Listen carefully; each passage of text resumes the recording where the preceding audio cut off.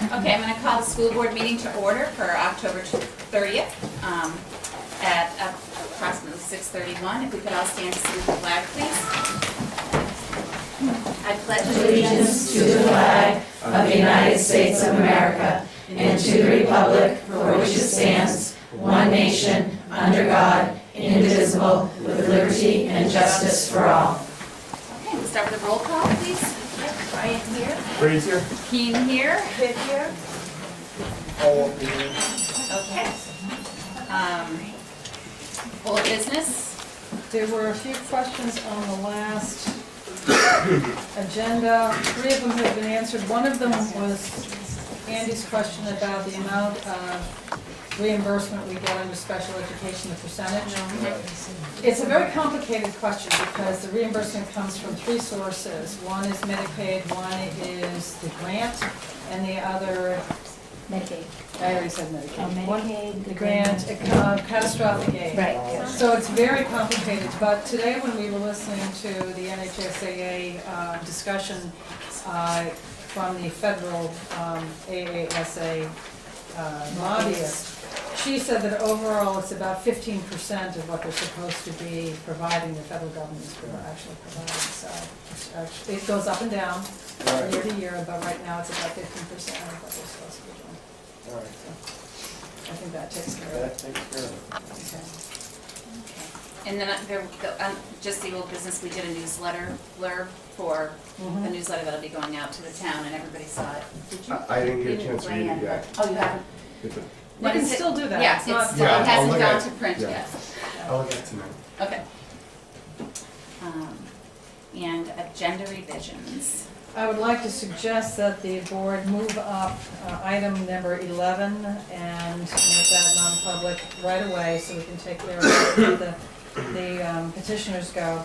And then switch the 10I, the budget, up to the beginning of the action items, because I know there are a lot of people here who want to address that. Okay. All right, so we will start by going into non-public. You don't have to move, we're gonna move, and then we'll be right back. It's a very short non-public. So I need a motion to go into non-public for RSA 91A:3, Roman numeral 2C. So moved. Second, A roll call, please. Ryan, aye. Brady's eye. Keen, aye. Kid, aye? All right. Okay, we're back in public session, and we'll start with the approval of minutes, the minutes of October 14th, 2014, page 1 of the packet. All right. Did anybody have any changes? Nope, I did not. I did. The bottom of page 1 of the packet, the last paragraph, second to the last paragraph, last line, Dr. Cox-Buteau suggested having a sketch drawn about what the crosswalk would look like. Okay.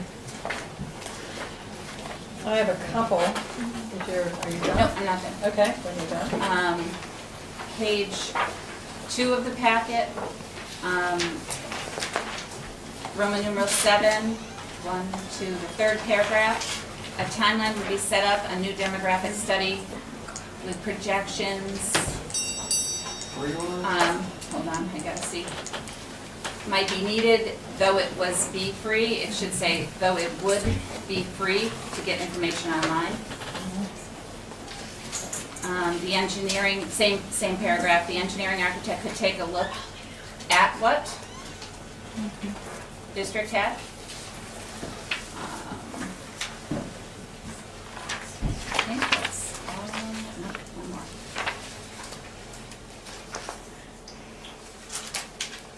Oh, on number 8, page 8, the Q&A, we forgot one. It was that I had requested backup on the state or federal requirements for competency-based reporting.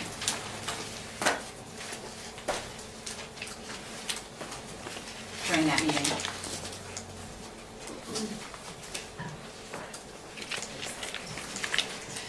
It's not there. So I would like to do that, follow up at maybe the next meeting. That's all I have for that one. Okay. Top of the first page, October 10 should be 14. Oops.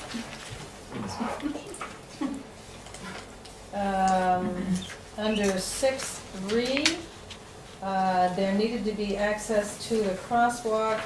State should be capitalized if you're referring to New Hampshire.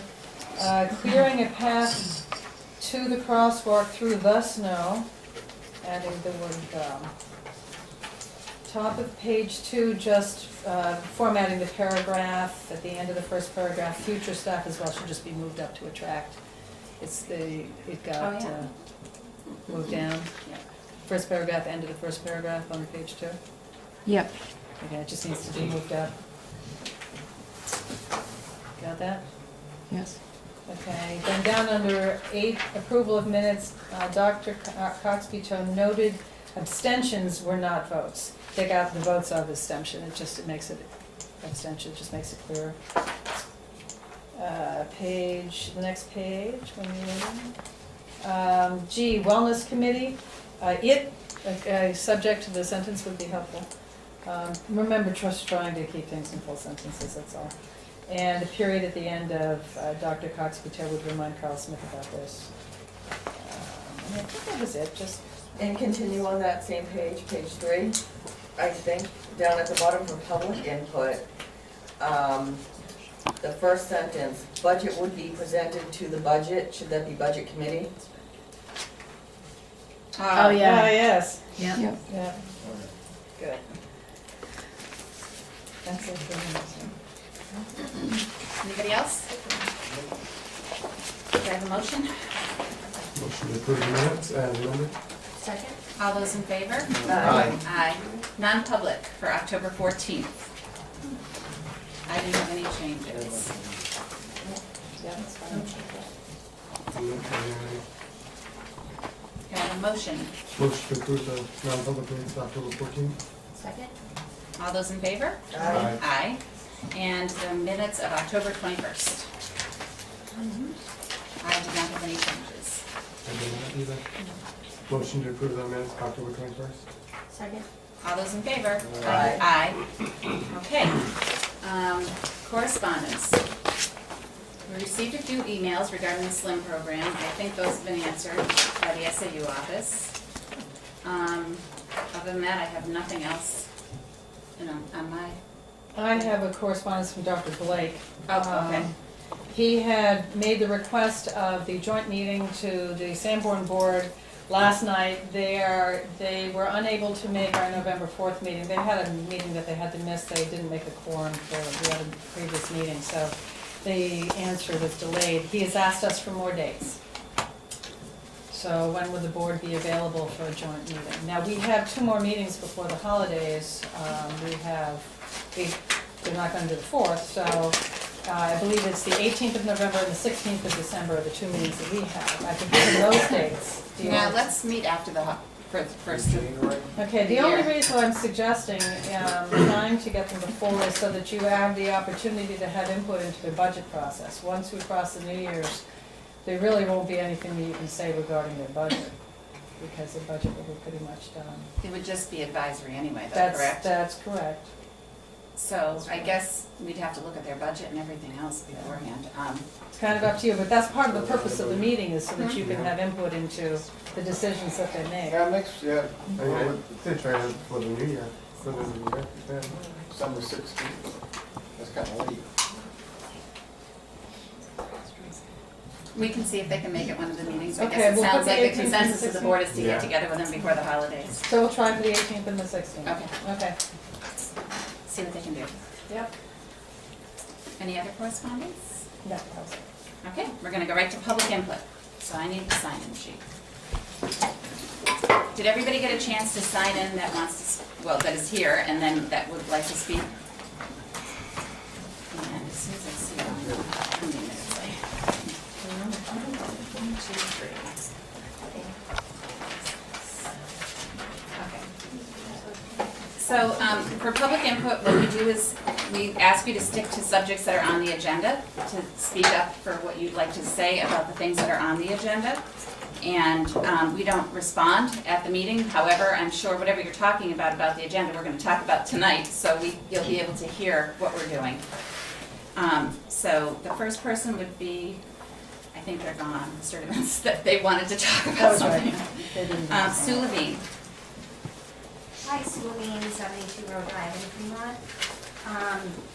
I had a couple of things on the agenda. One, with regard to the minutes, I had noticed, and I was also thinking back to a few months ago when I think Andy had brought up the point of when we go into non-public, being more transparent about what's going to be discussed.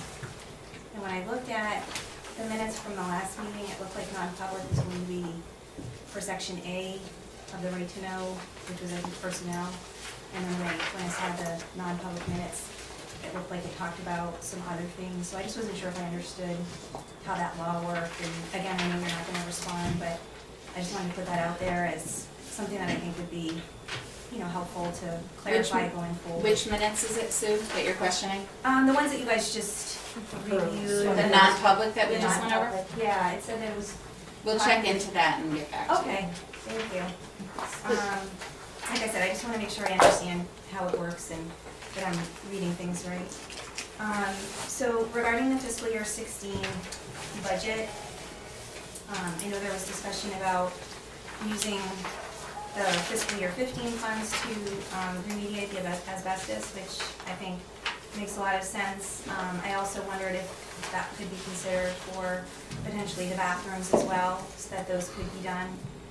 So I think if I'm looking at the most current version, or what I reviewed was the most current version, it was not going to be included in the fiscal year 16 budget. And I know that, everyone at the table has commented in the past about the need to do that. I was supportive of the increase to the janitorial staff. I know that, they've been really working hard to try to meet certain standards and they needed more resources, so I think that's great.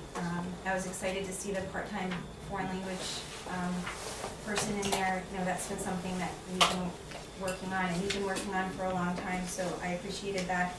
I did have a question about the decrease in classroom teachers in 4th and 5th grade. And I wasn't sure about the need for a math specialist. And maybe they're not connected, but in my mind, taking away classroom teachers and replacing it with a more administrative position, I think having that decrease in one-on-one time versus someone who's in a more administrative role, I didn't see that as something that I would support as a parent. One of the top positives in the surveys that we did with the strategic planning this summer, that was a dominant theme from the way parents perceived Ellis, and what they saw as the positives about Ellis was our smaller class sizes, and I think that's something that differentiates us. I think it's very much a contributor to. That was 3 minutes. That's the only reason it's going off. You can continue. Okay, I think it's a big contributor to our success, and what's made us all the improvements that we've had in our test scores. And in terms of, this being an adequate, when we go up to say 21, 22, that's an adequate class size, I think we really have to think about whether we're comparing apples to apples, and do these other schools that have these larger class sizes have full inclusion, which I think is great that we're doing that. I'm supportive of that, and but I think we have to make sure when we're making these decisions that we're keeping this in mind, and that there may be additional resources that these other schools that have larger class sizes have that we don't have at Ellis. I think we run very lean. The people that are there wear many different hats, and so I just hope that as we're thinking about decreasing classroom teachers and increasing class sizes, I would not be supportive of that as a parent, and these are the reasons why I would not be supportive. Another comment, and I'm very close to the end of my notes. We just started switching classes in the 4th grade, which my son loves, and I feel like that was a decision made because it was capitalizing on the strengths of the 3 teachers in that grade and was going to be the best thing for student learning. Otherwise, I know they wouldn't have made that decision to do that midstream in the middle of the year. And so, I was, to go now to 2 classes and we're gonna lose that ability, that was just confusing to me and seemed like, we had made a decision to try to capitalize and provide the best student learning possible. And then to go backwards didn't seem to make sense. And the last 2 things that are quick, it looked to me that maybe there was a decrease in supplies. I don't know if that's just, I know that, and Sue, I meant to say this at the beginning, did a fabulous job with the budget. It was so well laid out, and Betsy as well. I know how much work and everybody at the school put into building this, so thank you for that. I know you've been moving a lot of things around to try to clean things up, so maybe it was just moving things around, but I just wanted to state my support for continually funding the supply line for the schools, that, the teachers don't have to spend more to buy supplies, when I know they do that a lot anyway. And then my last question was, it looked like there was a big increase in legal expenses, and I don't know how I missed this last year, but it looks like last year we spent significantly more than was originally budgeted, and I was just confused about that. And I certainly would much prefer, the equivalent of potentially 2 teacher salaries was spent in legal costs last year, and then that's in 1 teacher salary increase in legal costs. I would much prefer those resources be put into classroom instruction rather than legal costs. Thank you for listening. Thank you, Sue. Next person, Angela O'Connell. Angela O'Connell, Grist Mill Road. Few questions and comments I had. One was on the memorandum, the Sanborn Memorandum of Understanding, excuse me. My question with that is that going to be a savings going forward? Have we been able to dimensionalize what dollar figure that savings may be? Then also, if that's a memorandum of understanding, are we going to be reimbursed since the beginning of the contract for what our understanding is versus what we've actually been paying? And what, dollar figure would that be as well? Is that something that we could take and invest, reduce taxes, do a few different things with? So that's one of my questions.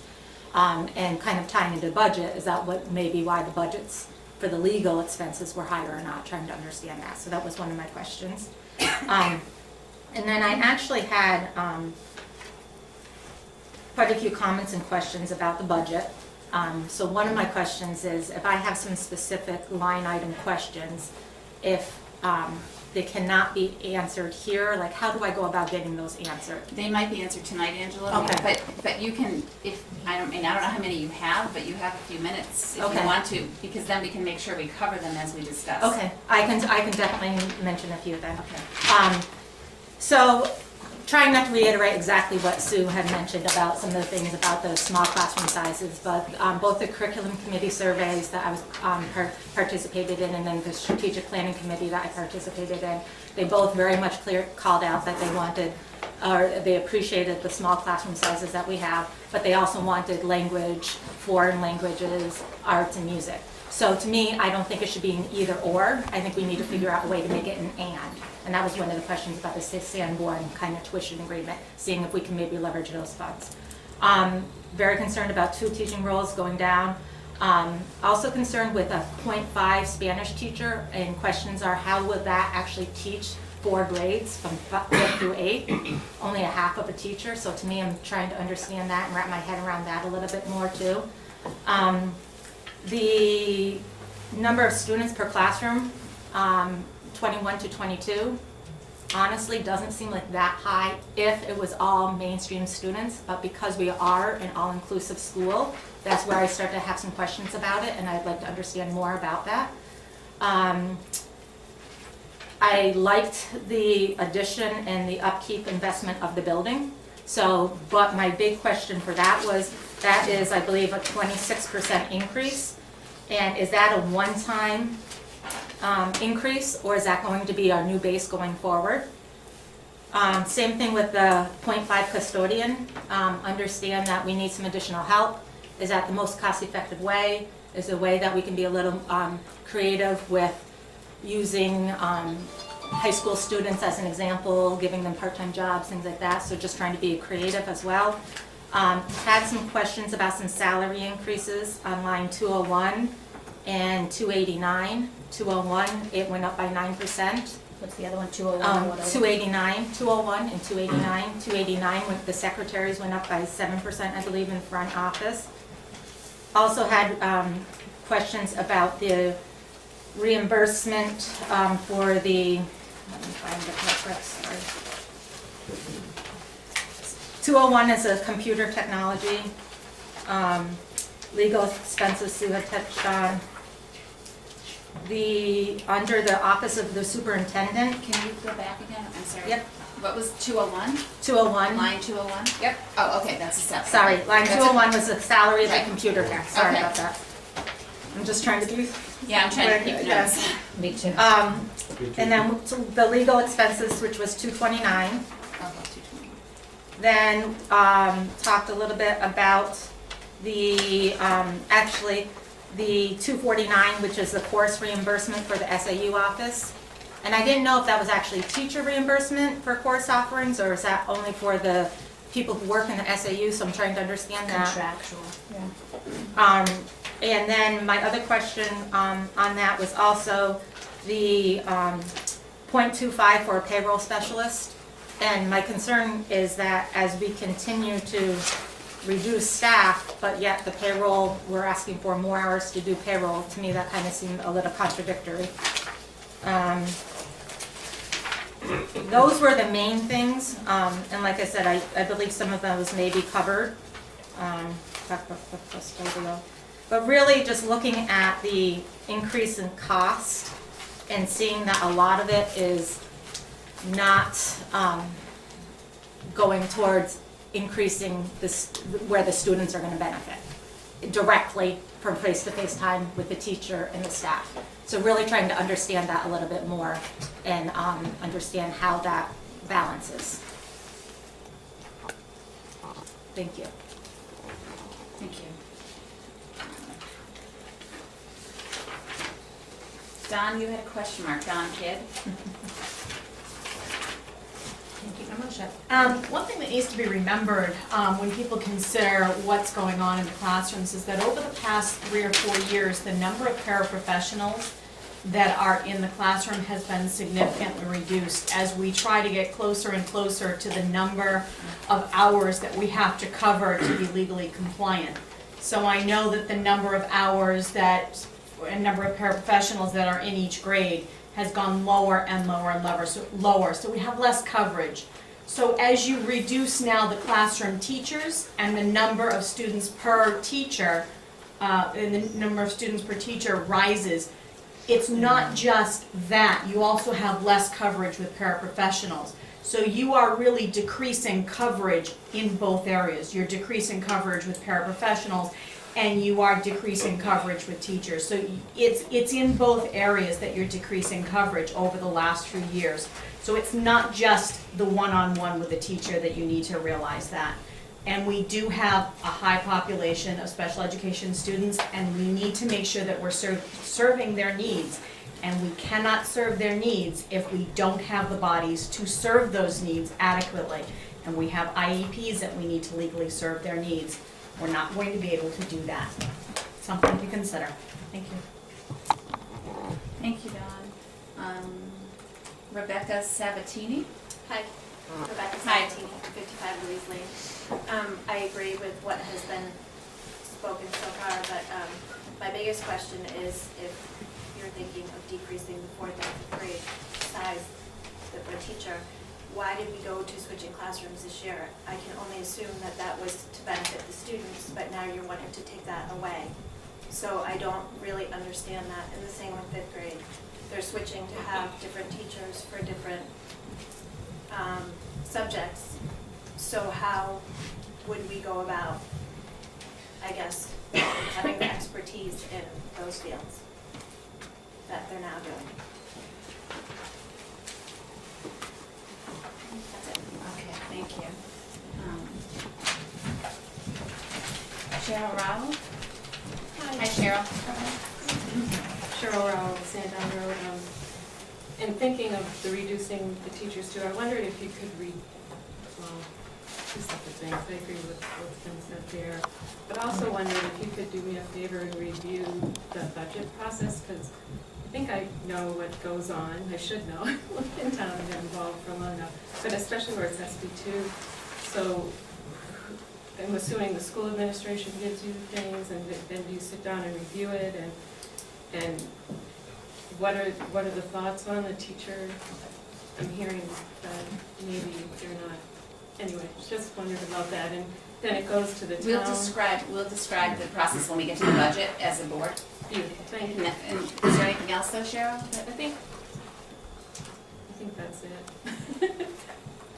Are we allowed to speak during the? No, it's just a public input, that's it. Okay.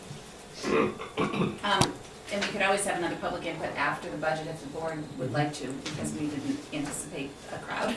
So we didn't put it on the agenda. So we can always do that if it looks like people want to say some things after the conversation.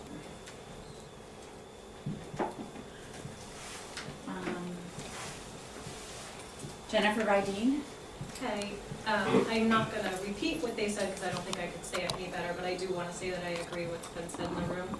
I also, off of what Becky Sabatini said, the way that the decisions are being made, I'm just wondering who's making these decisions. I was hoping Mr. Safina was here to answer maybe some of the questions. I haven't seen him at a board meeting in a while, I don't think, but I haven't been here either. So I guess I was just wondering what is the mentality of making these decisions, and like Becky said, if we were just going to switching classes in 4th grade, why are we now getting rid of teachers? It's just disjointed, so I'd like to know more about that.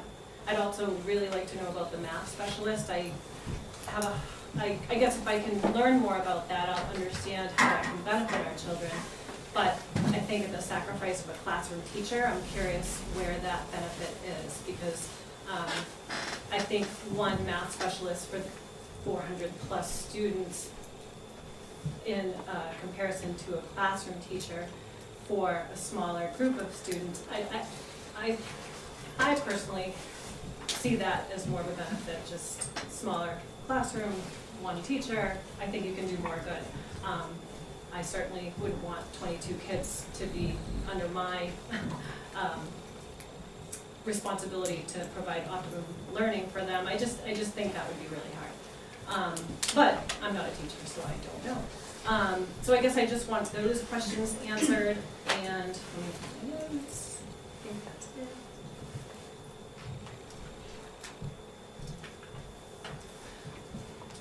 Yeah, I guess that's it. Thank you. Thank you, Jen. Sean Peralt? Sean Peralt, 92 Beatty Hill Road. I had a couple of things. First, on the non-public minutes that were listed for our last meeting, it said that there was discussion of personnel qualifications, class sizes, and the possible budget suggestions. And I was under the impression that the only thing that was supposed to be non-public was personnel qualifications due to the right to know. So I guess my question was why class sizes and the budget were discussed in a non-public atmosphere. Somebody else asked that question too, so we're gonna get back to that. My other, again, like everybody else has said, I'm very concerned with every year. It seems to be the first thing that I hear is a potential teacher, whether it's elementary or middle school. Now it's an elementary and middle school teacher being cut. And it's been clear in previous years, as it obviously is today, that this is the reason that we're at Ellis, is because we have nice small classes. It's a full inclusion school, which I think, again, like others have said, makes it very difficult to make the classroom bigger because you have a lot of needs that you're trying to meet. And as somebody who's actually seen the teachers in actions meeting these needs, I can't imagine increasing the students. And I see the students switching, that they like it. You know, they're getting all the same class instructions from one teacher on one subject. If they have a question, they can ask anybody in their grade about it. I think our teachers work extremely hard, and it's just really frustrating to me to have it always come down to a teacher, and then I see a request for an increase in, math specialist, and then these other things that, I'm sorry, but I'd rather have my class teachers than this. If you can't do both, then keep the school the way it is. And then and I don't know if this is on the agenda, because I've read some of the minutes. I don't understand the SLIM program. I find it to be a conflict of interest that Mrs. Cox and her husband, it's their company that is piling it. I understand that there was a request done for the DOE to get some kind of permission or whatever, but again, to me, that feels like a very big conflict of interest. It's pulling teachers out of their classroom to do, I don't know if it's meetings or paperwork or whatever the requirements are, but again, my students, my kids are not getting their own teachers to do the lessons that they have planned because they're having to go to these additional meetings. And the contracts haven't been passed in 5 years, but here we are again, asking our wonderful teachers to do additional work. And it doesn't make sense to me. And I think that's all I have.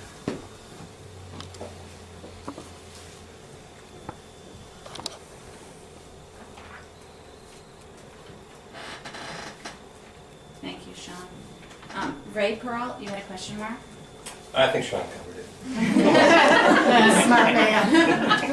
And that's why she signs first. anybody else on here that would like to say anything before we move on? Thank you very much. We'll hopefully hit on all of these topics that you brought up.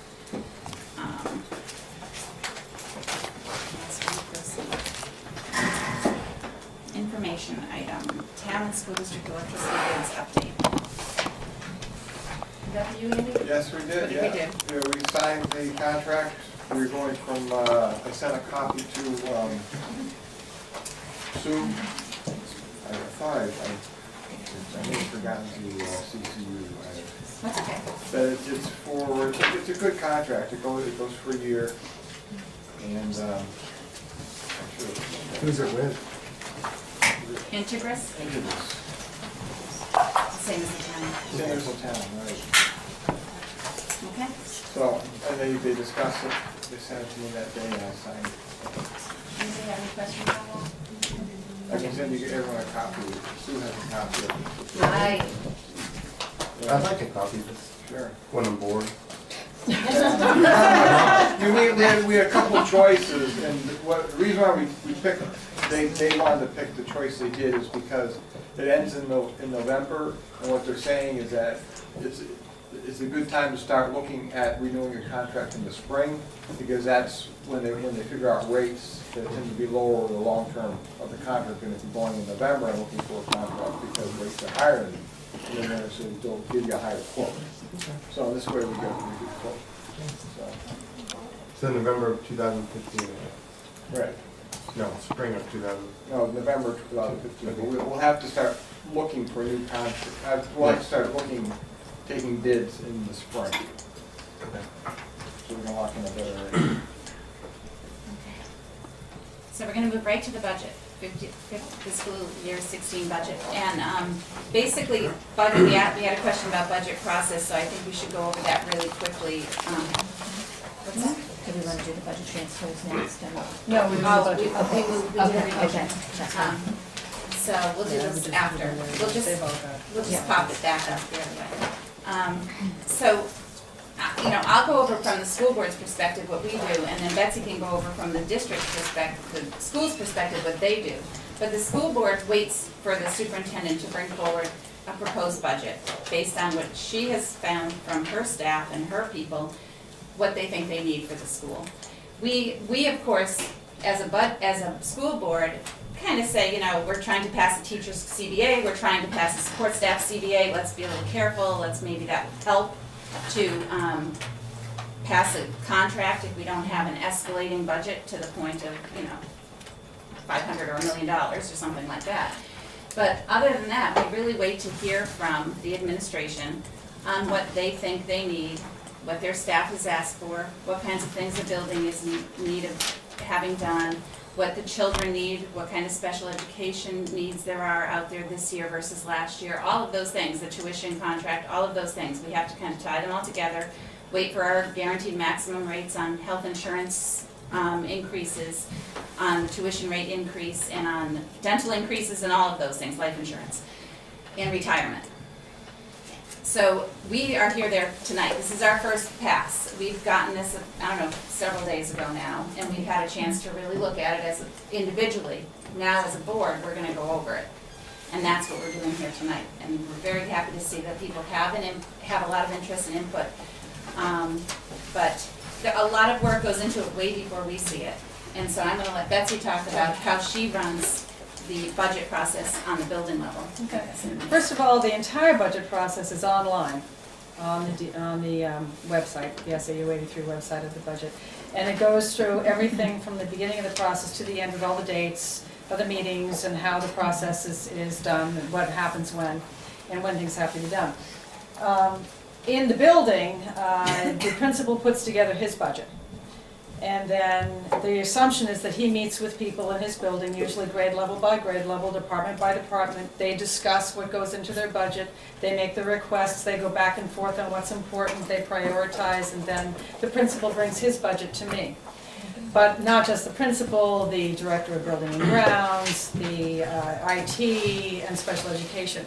We meet with each one of those departments, and they present their budget and they defend their budget.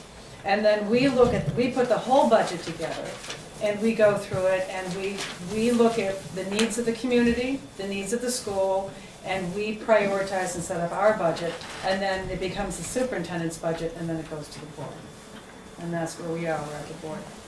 And then after this, when we all finally vote on a budget we want to bring forth to the budget committee, then the budget committee, looks at it and gives their suggestions, and then there's a public hearing that everybody can go to and hear what's happening. And then the budget committee either recommends or doesn't. We recommend or don't, depending on what they do to our budget, and then it goes forward on the warrant. We do a deliberative session, and then it goes to the ballot for a vote because we're SB2, as Cheryl pointed out. So that's the process. I hope we answered Cheryl's questions on that. Anyway, so digging right into the budget, how do we want to do it? Do we want to have people ask questions, the board ask questions? Do you want to go over a little bit, Betsy, what the thought process was behind the changes to the budget? Well, we put in the cover sheet the primary changes. There were two cover sheets, you have to combine those. Yeah, we were sort of in between things as they were going on, but we had originally put the asbestos in, and of course, in discussions with the budget committee, they recommended that it be pulled out, so we did. Right. This is the latest one that was on the package, right? That's the one that's in there, and then also there was one on top of the budget that Susan, with the budget itself, it was the first page of the budget packet that you received. Yep, okay. Okay, so you have those two. We took the, number 2 on the cover sheet is a discussion of the teaching staff. Looking at the numbers of students, if you look at grades 5 down, you have 40, in the 40s or fewer students per grade level. Your school is growing smaller. As the lower grades move up and you have 50s in the upper levels, you're going to see shrinkage in the school. When a student goes between grades 3 and 4, pre-K to 3 is considered learning to read. 4 and up is considered reading to learn.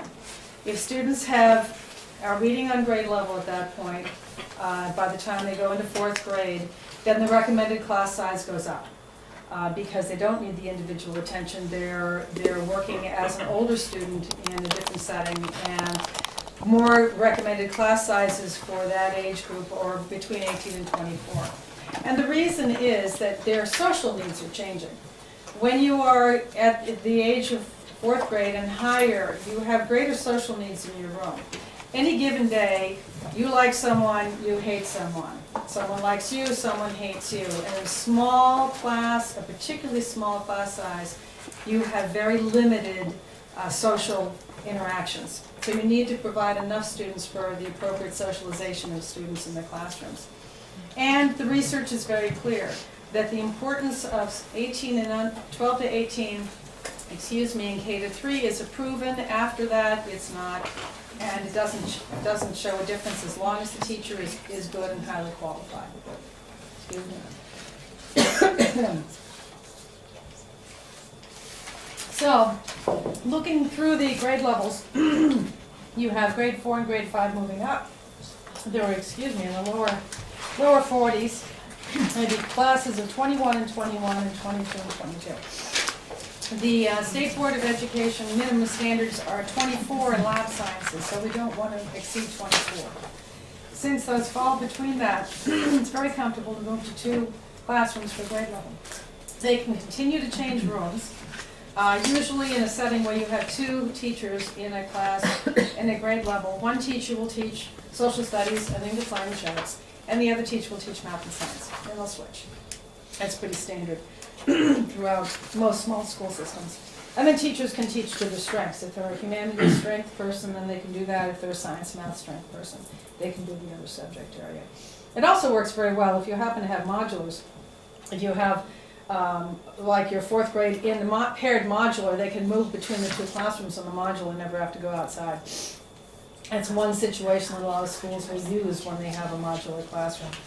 And then they just go in and out for lunch from the main building or to specials, which actually keeps them out of the weather a little bit better. So that was one of the thoughts. Looking for places where we should appropriately staff the school for the needs of the students.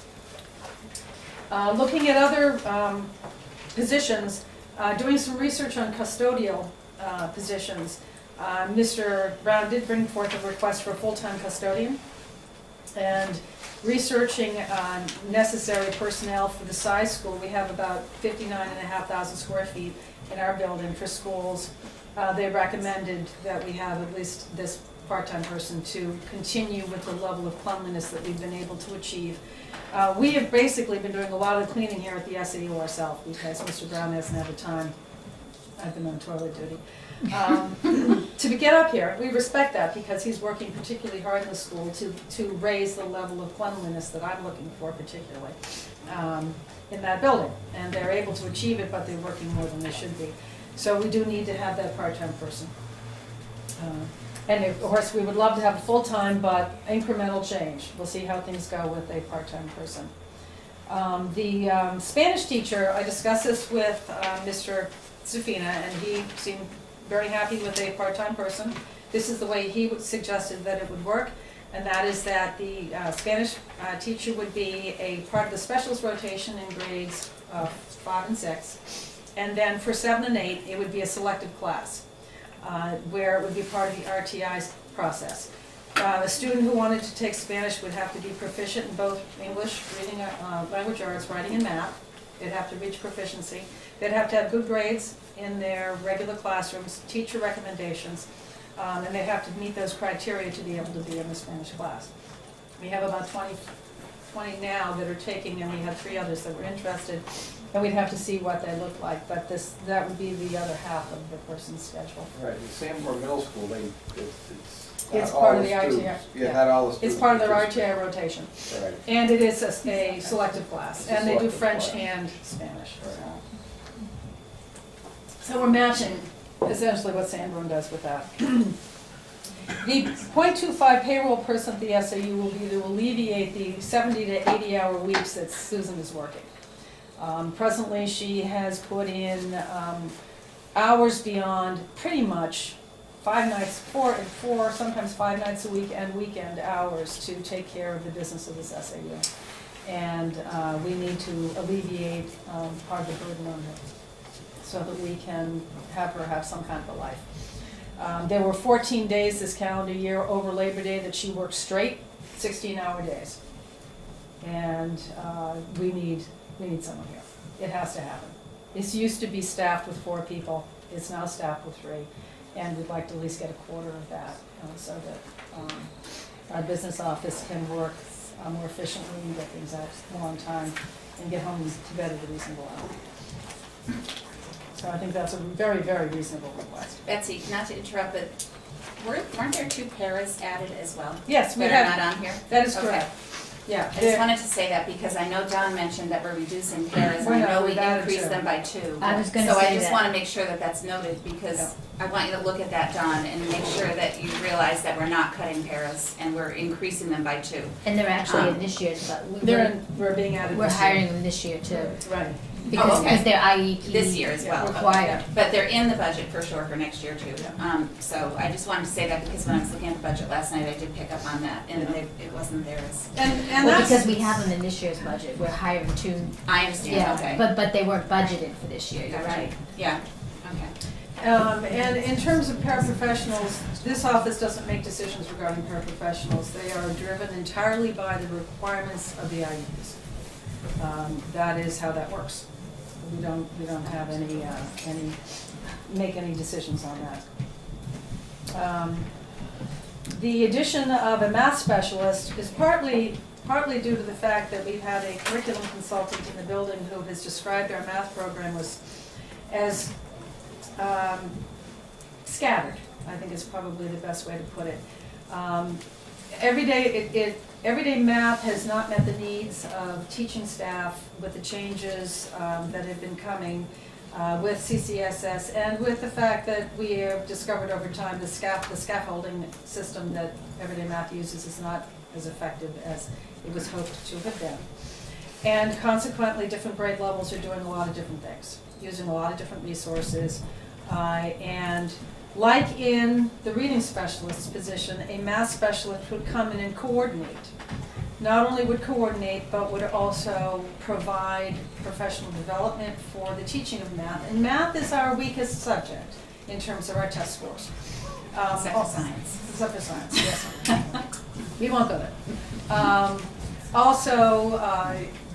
This person, again, would model in the classroom, but also this person would be responsible for intervention as well, for small pull-outs of small groups of students to assist with math. Those students who are whose needs are not met by the IEP process or by an intervention under Title I or any other program, so that they would be intervening for those small groups of students who are not proficient and to help them bring up. So the math specialist would be school-wide, it would not be just for special education? The math specialist would concentrate in K to 4. Actually, K to 3, excuse me, K to 3. Those 4 grades, K to 3. If our math program is not doing what it needs to do, why would we stay with the same math program?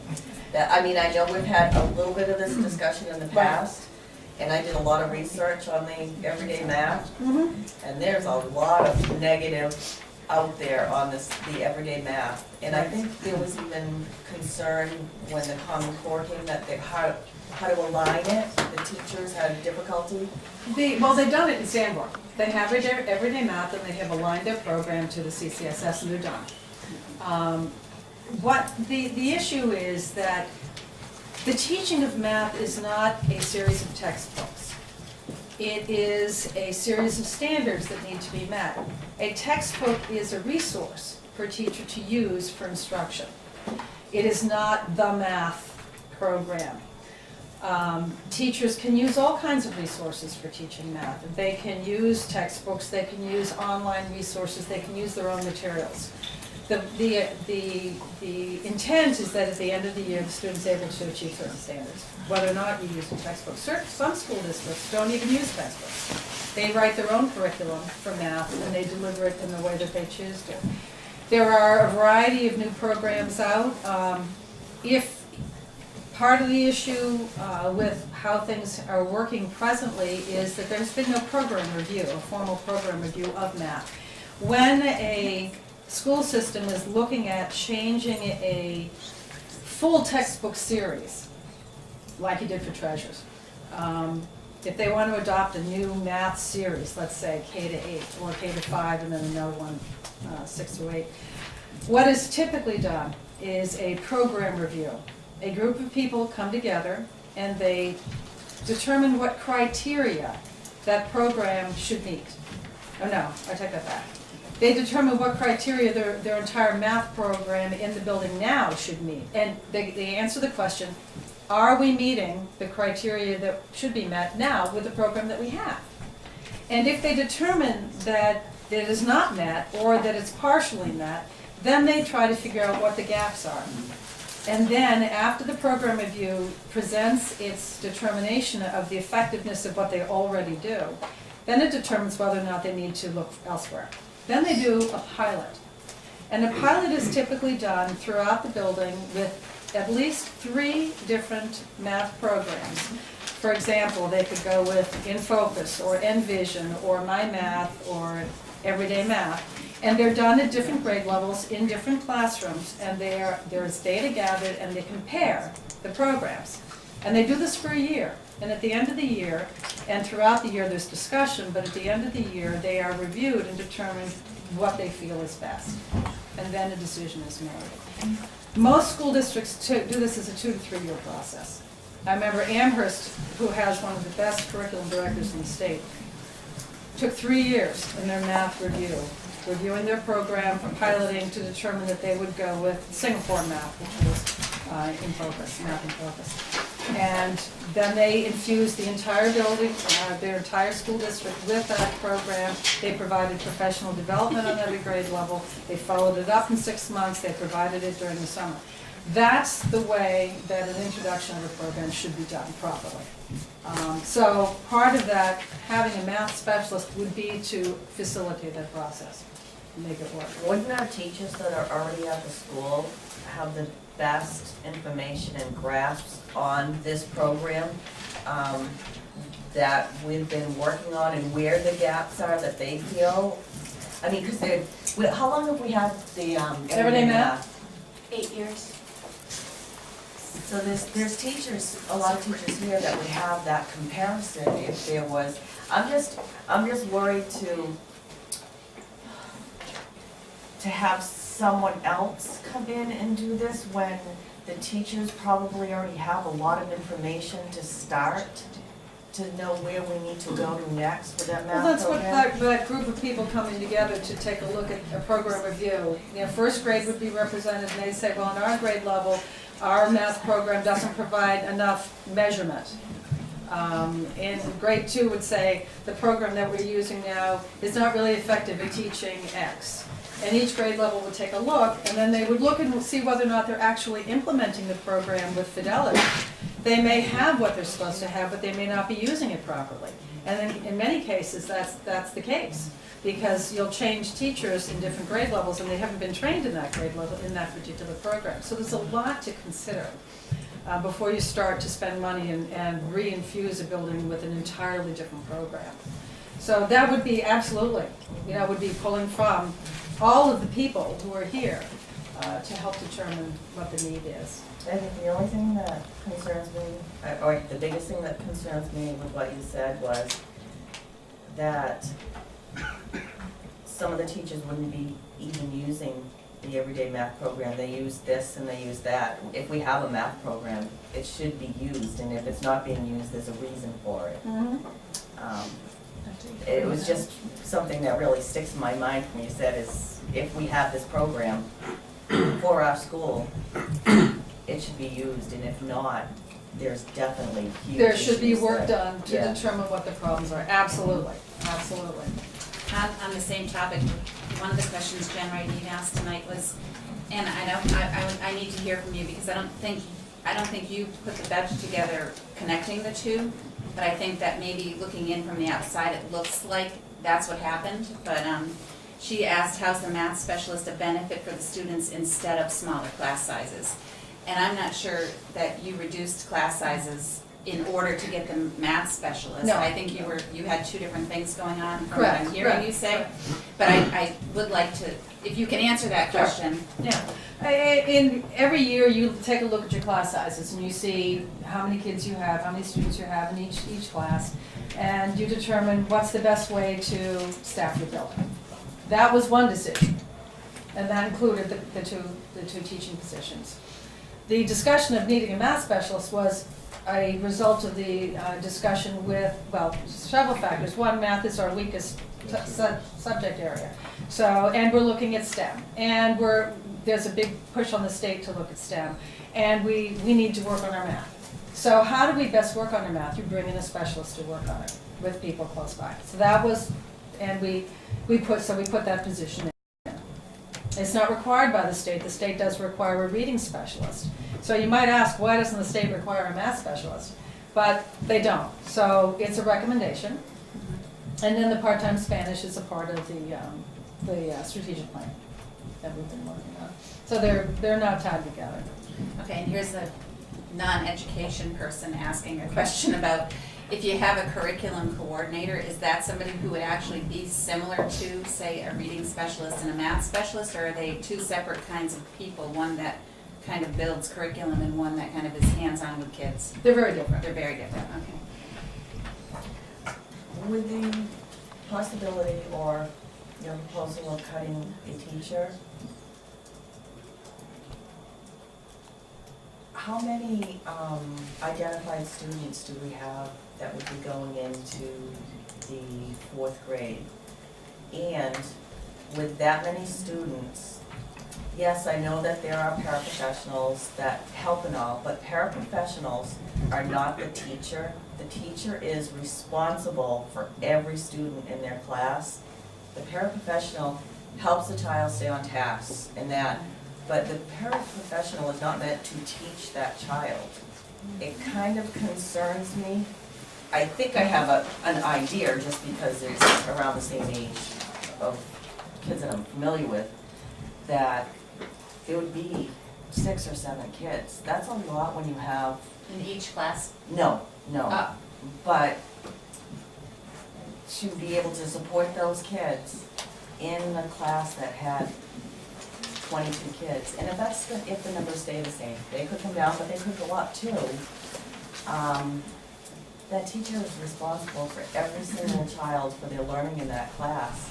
And I know that the comment has been said, yes, we have paraprofessionals, but they're not the teachers. No. They're not the ones that make sure that child has the correct instruction, the correct supports, that the IEP is implemented.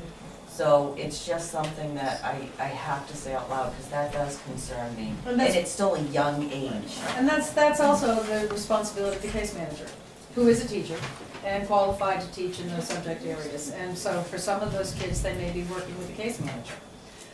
It depends on how they're deployed and what the needs of the children are. But we want them in the classroom. We do want them in the classroom. Don't always, aren't always able to keep them in the classroom like that, so there's so many moving parts to that. Absolutely. That it's really hard to And we have to look at the needs of envision all that. students. Absolutely, and that's a big factor of exactly that too. So for the language teacher, it's a 0.5 right now. When we talked about that earlier, one of the reasons for the 0.5 is because you don't have the time in the day for a full time. I know we talked about before. I mean, is that one of the reasons for a 0.5 or? I'm a person who prefers incremental change. Because when you make one change, you don't know how it's going to affect and ripple throughout the whole thing. The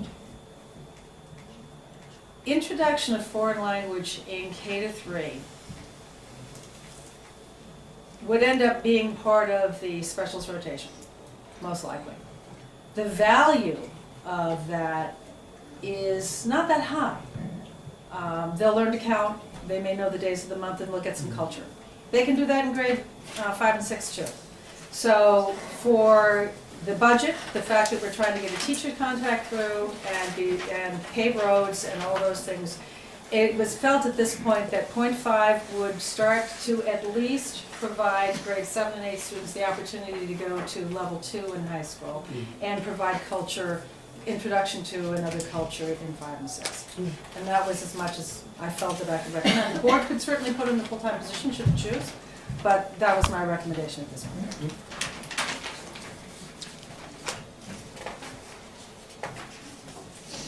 And so then we look down to number 4, which is the budget includes the maintenance cycle item C for the replacement or refurbishing, and that's not a complete sentence, as necessary. Mr. Brown has provided the board, myself and I provided the board last year with a series of a maintenance cycle. And the items that have been added to the budget this year, which I believe is around $70,000 worth of items, are the items that are in the maintenance cycle for next year. These have not been paid for in past budgets. But we want to have these things done as a regular part of the operating budget, so that we don't have to wait to see whether or not we have money at the end of the year, which is the practice last year.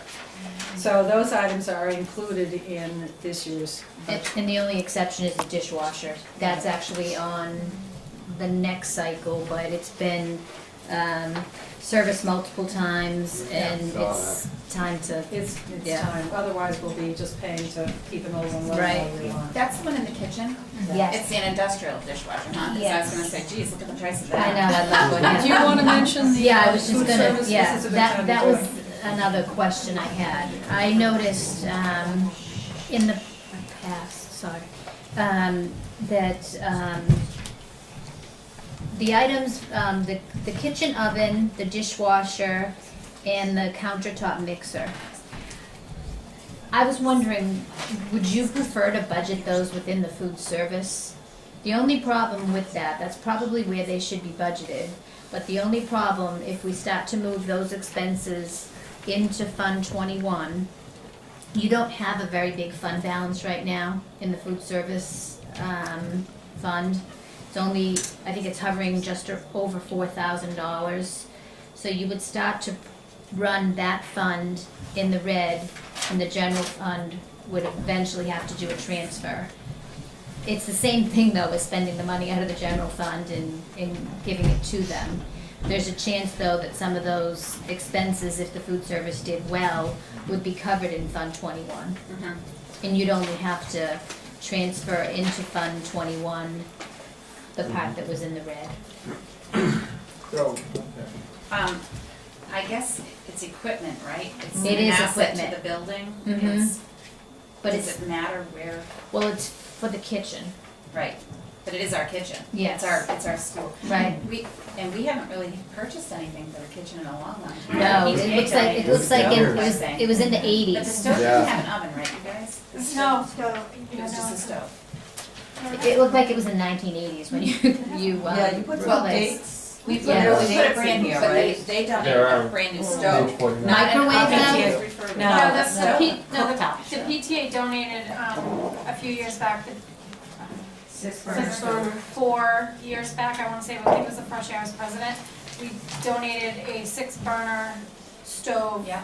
to the kitchen and gifted it to the SAU in the school, so that now it belongs to you, but we Right. did that. Okay, yeah, this is, I don't think this is that same one. This is Well, that's a, an oven, and yeah, I this is a think we kitchen can oven with a Yeah. convection feature. I don't think that's ours. Yeah, I don't think so no, either. no, ours Yeah. is definitely the 6-burner, and I believe it had an oven too, but.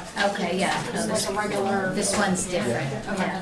One of the advantages of putting that under food service is that if you do make extra money in the food service budget, you have to answer to the state on that, and you cannot keep it. So it is best reinvested in your equipment, which is why you typically do it in the service line. But again, for now, because we're not making money, Yeah, it would show a loss. We so- only have about $4,000, like I said. I think it's just 41 or 4,200 that's But your it fund uses those balance. funds, Yeah. rather than the operating budget. Because in Fund 21, if you turn to page 65, I think, as you'll see, this year is the first year that, well, last year they matched evenly, but now you're running $2,300 more expense than you are revenue. And that's because when I did some research, well, although you only budgeted $700 for the propane gas, your actual cost was hovering around $2,500. Money was just being moved to cover it. The general fund was picking it up. Yeah. Yep. It's something for us to think about. You don't have to decide. Yeah, not at all. I'm just putting it in. Okay. Well, that's the maintenance budget, and why that's so high. And again, we did not include the bathrooms. They're about, the estimates that we've had are about $35,000 a bathroom to tile, new sinks, new toilets, new stalls, and to hang ceilings, which we need to do. So I wasn't gonna say no, but I saw that the BudCom recommended using fund balance in this year for the asbestos. Did they say anything about the bathrooms? No, we didn't ask. And we're going on a tour at the next, Okay. yes, at the next budget committee meeting, we're taking them on a tour, is it 6 o'clock? Yes. At 6 o'clock. Did they give a date on that? The 12th. Okay. And we'll take them through and we'll show them the bathrooms and we figured we'd ask them then and see if they would recommend that we use unexpended fund balance for that. Cool. I would like to see, you know, a set done a year, if not 2 sets done a year. And again, we're trying to keep the budget down so we can get a contract through, which was our objective. Sanborn tuition in the budget that you have has been raised by 7% and includes 2 ghost students. Again, we're going to recommend to you a warrant article to create a trust fund for tuition, which would cover both special education and high school, and fund it with unexpended fund balance at the end of the year, so that we can be more conservative about how we budget tuition. The health insurance rates have come in. Betsy, the tuition, Sanborn tuition, we checked with the charter school for 8th graders? Or did we just use our enrollment for 8th grade? We just used our enrollment at the We moment. need to check Yeah, I with the know, charter Yvonne school. was gonna do that, Okay. I believe. We're waiting on that. Yeah. Does the Sanborn number comes in like the next couple days, doesn't it? Tuesday. It's supposed to be in the 1st, which is a Saturday, so, but Brian did call the other day and pleaded, hadn't done a few things, and so he's gonna get it to us on Tuesday. Okay. But that's not the GMR. That is the written rough estimate of Yeah. what they expect. The GMR comes in sometime between now and December 15th. Yeah. So, we'll see where that goes. And the health insurance. Health insurance came in, and every plan is a little different, so. This year, they did a different analysis this year. They did it, instead of giving me a blanket GMR for all plans, they gave me a different rate for each plan, for Blue Choice, Matthew Thornton, the SOS.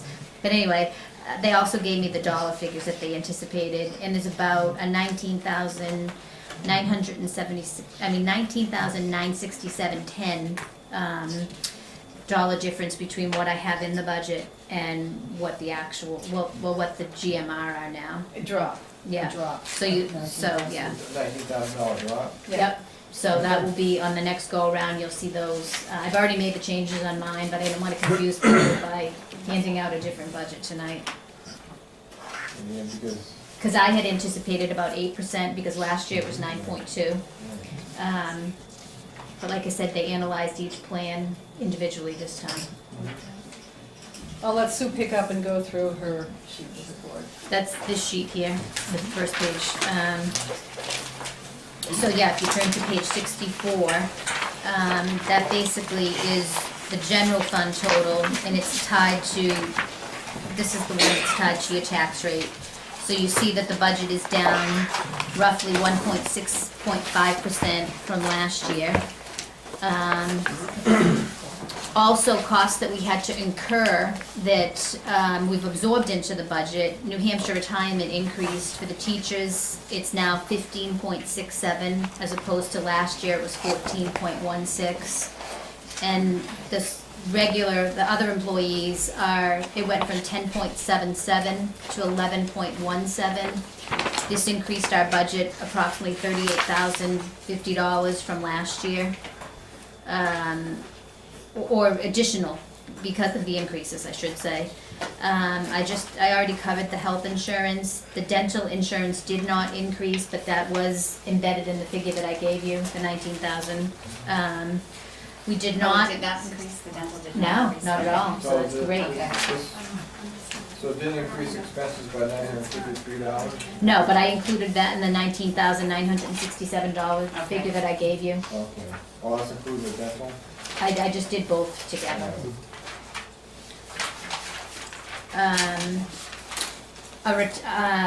Line 2 on the budget is the retirement stipend.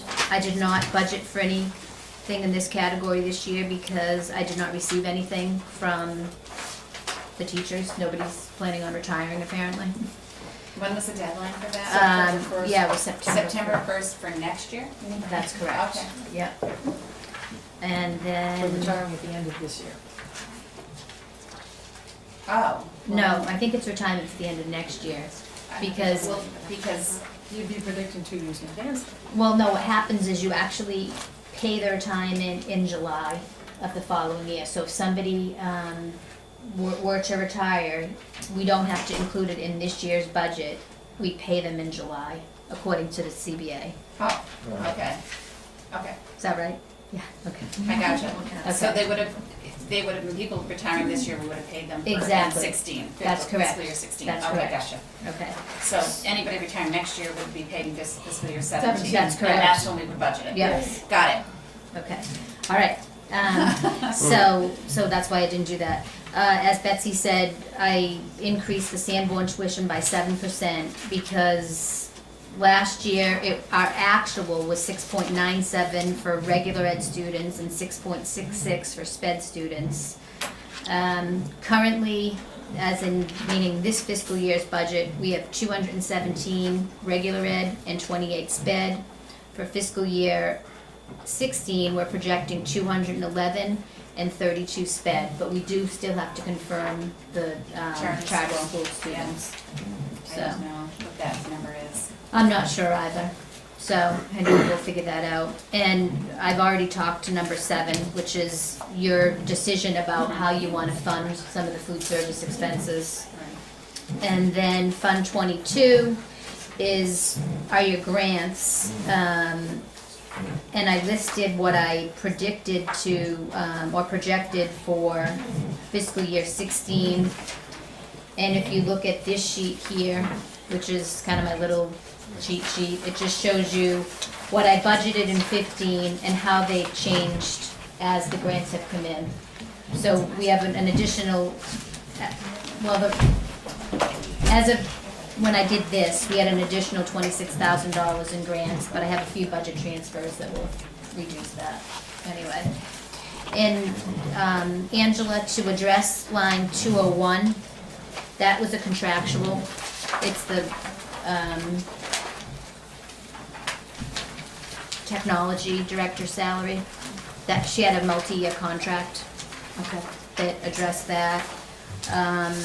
Legal expenses, as you, no, I think it was Sue pointed out, our actual expenses the prior year reflect what I budgeted for this year. And we can speak to that partly because we have 2 contracts we have to negotiate, which is part of the legal fees. We have the Sanborn, ongoing questions of the Sanborn tuition contract that we have to deal with. And various time to time, we have personnel questions Yeah. and other questions. So while it would be nice, yeah, go ahead. Well, the budget committee at the last meeting also said spend whatever it takes to take care of the Sanborn contract, which is something the budget committee never says about anything.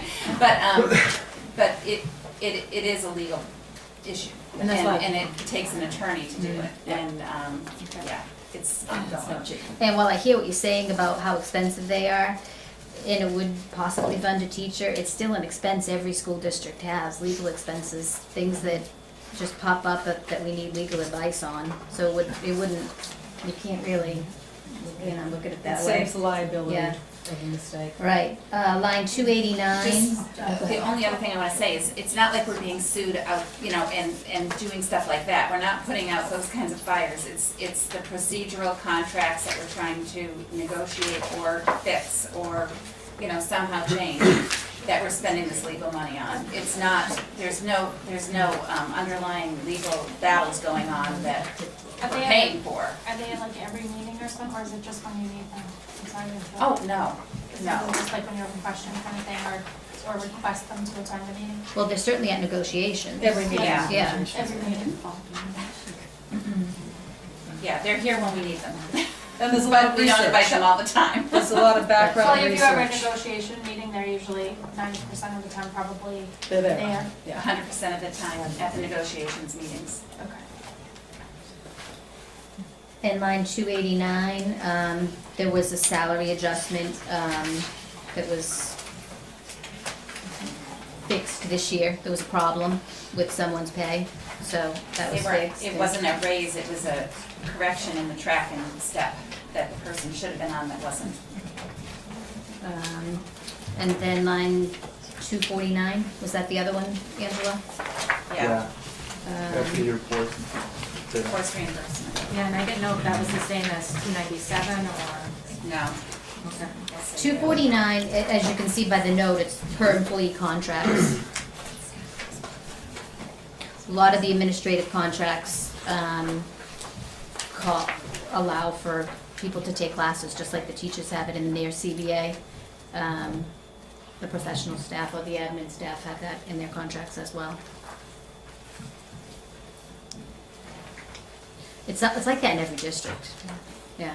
No, I was just surprised by the amount being so high compared to the teacher one. I thought, when I was thinking about number of staff, people, ratio and so forth. So Yeah. that's why I was asking. I wasn't And sure. we don't control the teacher numbers, it's part of negotiations. Negotiations, that's right. Did we cover them all? Could I ask for one I question? asked about supplies Oh, while you're looking for those. I have a question that probably Angela wants to ask, so I'm gonna ask it, because you're not supposed to be talking out there.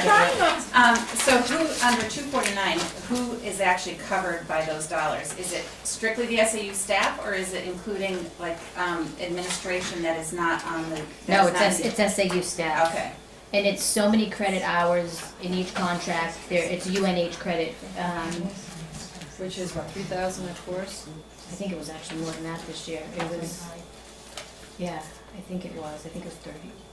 I don't quote me, I don't know, I have the figure someplace if you really want me to. No, that's fine. it's It's fine. about, I think it was about 3,000 yeah, actually. I would say that. 750. I don't know if I asked your 750 question, graduate Angela. credit, so that was actually what I was thinking about. Okay. And supplies, Sue, you did ask that question. There were no supplies denied, so so if they're down, it's because people didn't, ask as much. yeah. Their closets are well stocked or something, I don't know. My one question was around the operation of the plant, that 26%, was that going to be the new norm, or is that actually As a Betsy, one-time increase? as And that's Betsy- why I didn't understand what Betsy had as said. Betsy said, we're on a cycle, a maintenance cycle, and those were the items this year that were on the cycle with the exception of the dishwasher. Next year, it'll be different things. I forget, is that cycle online? That puts the one I don't schedule know, did you put it online? I'm sorry, The yeah, maintenance cycle? I think it was online. no, I don't think it is, but I certainly could put it online. It's, I don't think, it's not that hard, I don't think it's that. no, it's a single page, I have it here, but it's kind of color coded. Oh yeah, there you go. Yeah, it's part of minutes to one meeting. Yeah, it is one part of meeting, or minutes a to package, one meeting, an yeah. agenda Yeah. pack. Yeah, it goes through 2020. And what we spent, what we're gonna spend next year on renovations is probably less than what we spent this year on some of the stuff we did, with the That's fund true. balance that we had from last year. So it's actually, if you really look at it that way, it's a decrease over what we spent this year, this past year. But it needs to be done because otherwise it catches up with you and then we have a place falling to pieces. So I support taking care of our building the best we can. So did you guys have any other But, questions? you know, I mean, part of the thing with this is what's happened in the past is like, you know, something will break down and they come and ask for it. You know, and so we're always scrambling to figure out how to pay for things. Right now, we're putting everything up front, so when we're taking things, everything's on a cycle, on a maintenance cycle, so we're replacing stuff, you know, before it breaks down, and it's all pre-planned, and we're ahead of the game, and it just makes it a lot easier. Betsy, on that printout, do you have the date of the meeting it was in? I don't remember, I won't go grab it. The maintenance stuff? Do it you was a know- long time ago. I know, that's what It I'm was saying, she has the easy, otherwise I'll find it. Shortly after I began last year. Okay. But I I certainly. think it was that meeting, the November meeting. Could Remember be. where we approved some things out of the? Yes, that's out of the trust fund. Yeah. Yeah, I will I would find it, check okay. the November meeting last It year. was either the last meeting in November or the first one in She's gonna December. put it on the website, so you'll be able to see it. Okay, I just wanted to know if she was going, I didn't want to. I will, you know. I didn't want to it's stress you out, that's all. fine. Yeah, no, I'm not stressed, it's fine. The more that's out there, the easier it is. There was also a question about the bathrooms, and that's something the board will be discussing as we keep looking at our fund balance from this year, I would assume, to see if we think that we can do it or not. Instead, and it isn't in the budget, so it's obviously something we want to consider if it doesn't seem like it's gonna, if it looks like we have the money.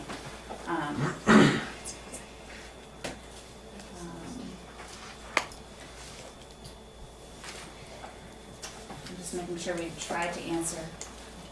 I know, I tried to. There was a question regarding the MOU, but we're going to discuss that later, so. Right, we can just talk about that later when we're going over it, because it isn't what I think they think it is. No, it's not. It's about something else. Okay. Right. Yeah, I don't think there's anything else. Yeah, I didn't see any other one.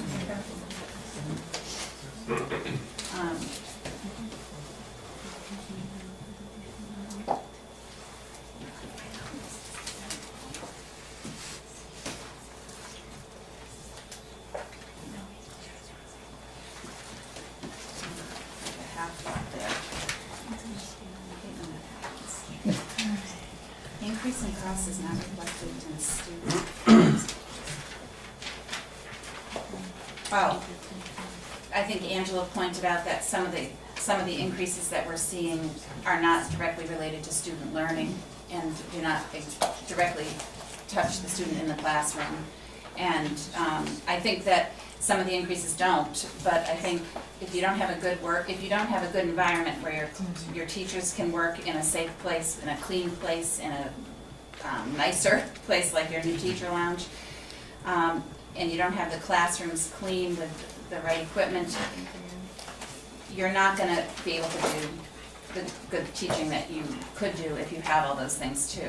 Now, and some of the stuff like the legal expenses I guess they don't affect the kids, but we're hoping that if we take care of some things, then that money could be better spent on the kids later. But sometimes you have to spend some to get there. But I think our focus always, and I truly believe this about the SAU office and about our principal, is that, and our special ed director, is that the kids do come first, and it is where we want to be making sure that we're doing the best we can to have a very adequate education for our students in the town of Fremont. We try to always focus on that here, I think. But, and we hear you that you don't want to reduce teachers. I'm just, we need to look at that and decide as a board what we think the best thing is for the students and for the parents, and see what we decide as a board based on the advice of the people we hire to do their job, the superintendent and the principal. So, okay. Excuse I think I've covered everything. We're going to have another public input later. Okay, so not now. No, we're not supposed to be talking now. Okay. Were you here earlier, Carla? I've been sitting on the floor. My leg is asleep, so I'm now moving around. Sorry about that. I've been like hiding under the table. I did. Okay, any other questions for the board? Because you all have had this for a while. Do you have any questions about the budget that you want to go over with? Betsy and Sue. No, the main sections I should focus on was what was on tonight's part, so I still haven't looked at some of the sections pulling. But the IT team, Mr. Brown, and transportation. So did you have any questions on those? No, I didn't. Okay. I just. I should point out though that the special ed transportation, we're sending out the RFP next week. Those figures that I have in there are last year's figures inflated a bit So in anticipation. if we get that out next week, we should be able to have you vote on it in December at the meeting. Mhm. And then it will be in the last. So within the IT budget, there's a line in it for some of the licensing, the VM licensing. Would it be, could we get a printout or a list of how many virtual machines we have versus how many physical machines we have? So we Can tell you how show me the line you mean? what the license costs are. Um, It's down at the end, I think. VM 216. VMware 1 year, $4,000. okay, I so think what it'd just be helpful if we had that. do you case. want, tell me? A sheet that just shows how many virtual machines we have versus physical, because it'll show, it's $4,000 less, but it'll show you why we're spending it. I think she has that in that She should have, new yeah. system that we Yeah, she should have be now. able to get So virtual versus the physical. okay. Real, yeah. Yes, yeah. Okay. Okay, I will have her get that information to you. So you have any questions? I'm going to just go around the table. I think most of mine were answered with the give and take from the audience. Okay. I think I'm good for right now, thank you. Okay. What was the reason for the increase in salary, for athletic salary? Which line number? This line number 69? Thank you. It's increased by $1,600. I had the same question. We had that extra coach last year, remember? For, I think it was cross-country. Oh, cross country, we did, yeah, we had so many yeah. students, we had to add it. Yeah, Alright. And So we the, added it for next year. is that why the supply line went up too? well, supplies were because, can you give me that line? Yeah, it's 78. Thank you. I have that same question. Because it says t-shirts. Yeah. Track And t-shirts, it's up $1,000. $3,089, which sounds high to me. It For does. t-shirts. This, $1,000 for t-shirts. I believe it's also because now you're funding the Destination Imagination. The Lego League was not in there last year. And I do not think the PBIS was in there last year either. Because, yeah, I mean, Oh, yeah, PBIS has always been in there. I mean, $1,000 I don't think so. for t-shirts is It like, was. I mean, that's like, that's like They had like 1,500 60 kids. t-shirts. They got 60 kids. Yeah, $1,500 for 60 kids. This is what I was given. Yeah, Okay. I think we might need to look at that. Okay. And We maybe, can- we you know can what, get if we you- could just get the backup on why $1,500 for I volleyball will. t-shirts, that would Okay. be a really good question I to have- ask. And the track t-shirts for $1,000. Well, I have the, LeMay. here, I have it here. The rest of it is, Let me look. I have it,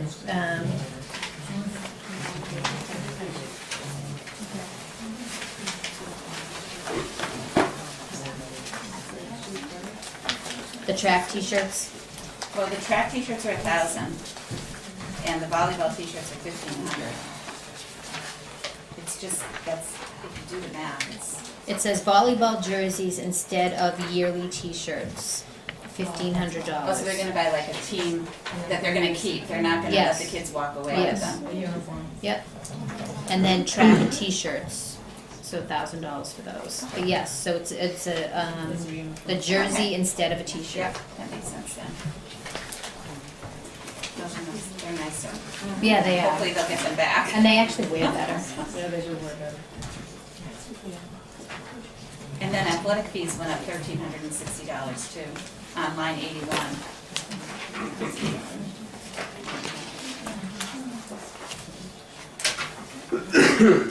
Oh, I guess it's Destination It is, Imagination. yep. and- Okay, In the future city as well, that wasn't funded last year. okay.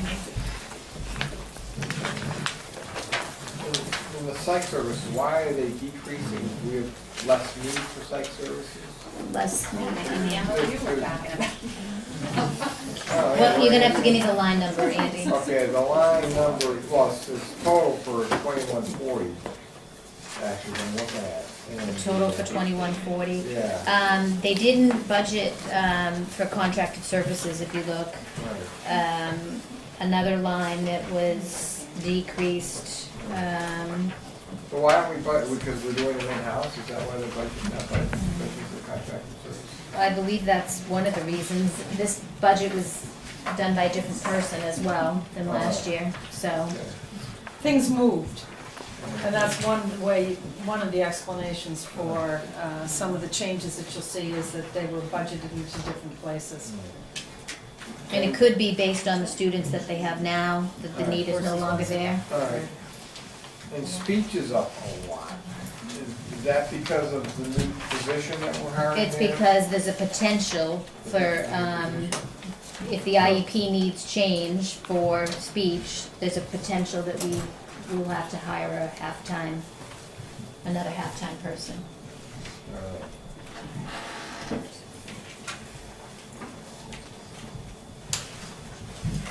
That's basically the increase.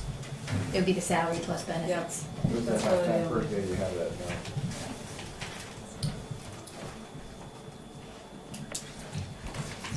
Line 180, it's professional services improvement of instruction for Oh, yeah. 10,000. I have that.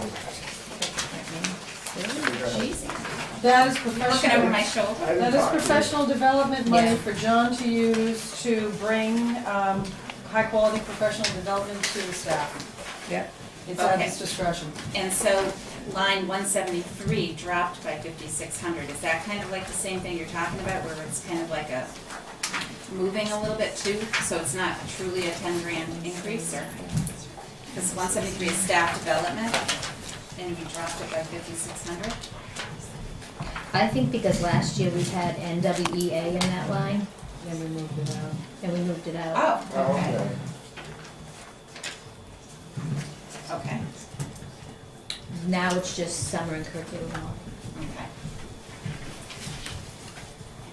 And still got some more, just little questions. Oh, line 239. It says $4,500 for a demographic study for strategic planning. That's right, we put that in there because the budget committee requested that, and it was recommended that if we're going to spend more money. Yes, they are. They are. They requested that if we're going to be looking at a building plan, that we have a full demographic study done on, with future projection on the number of students before we decide on, before the board decides on what they want to do with architecture. So we can't do a free online study like we thought for demographic. It's not gonna be accurate. They actually talked about that. They were pretty thorough. That they felt very strongly that we should get like the NHSAA, which, as Mary Anderson would tell you, is the most accurate. Oh, So, okay, I just wanted to make sure, because we had talked about it not costing anything. no, they put Now that it in does. there. But, so we're not gonna, could we, so we may not be using online resources? Not accurately, not for the kind of quality that you're gonna get. The NHSAA, it actually does an excellent job. We got the price because I contacted Are they them. the ones that did our last one? No, NESDEC did your last All one. right. And NESDEC is not as, Mary would point out that NESDEC is not as accurate as They NHSAA. certainly weren't. Yeah, and we were supposed to have 550 kids right now. Yeah, I know. over theirs. But, 586. yeah, something like that, yeah. Not that we want to be exact. But, Can't help that's wonderful. But it is, if the board is going to consider, and as the strategic plan looks at, upgrading the building and moving walls or doing whatever, it makes sense to know how many kids you're gonna be accommodating. That's true. Okay. I do have one question here. Sure. Line 78.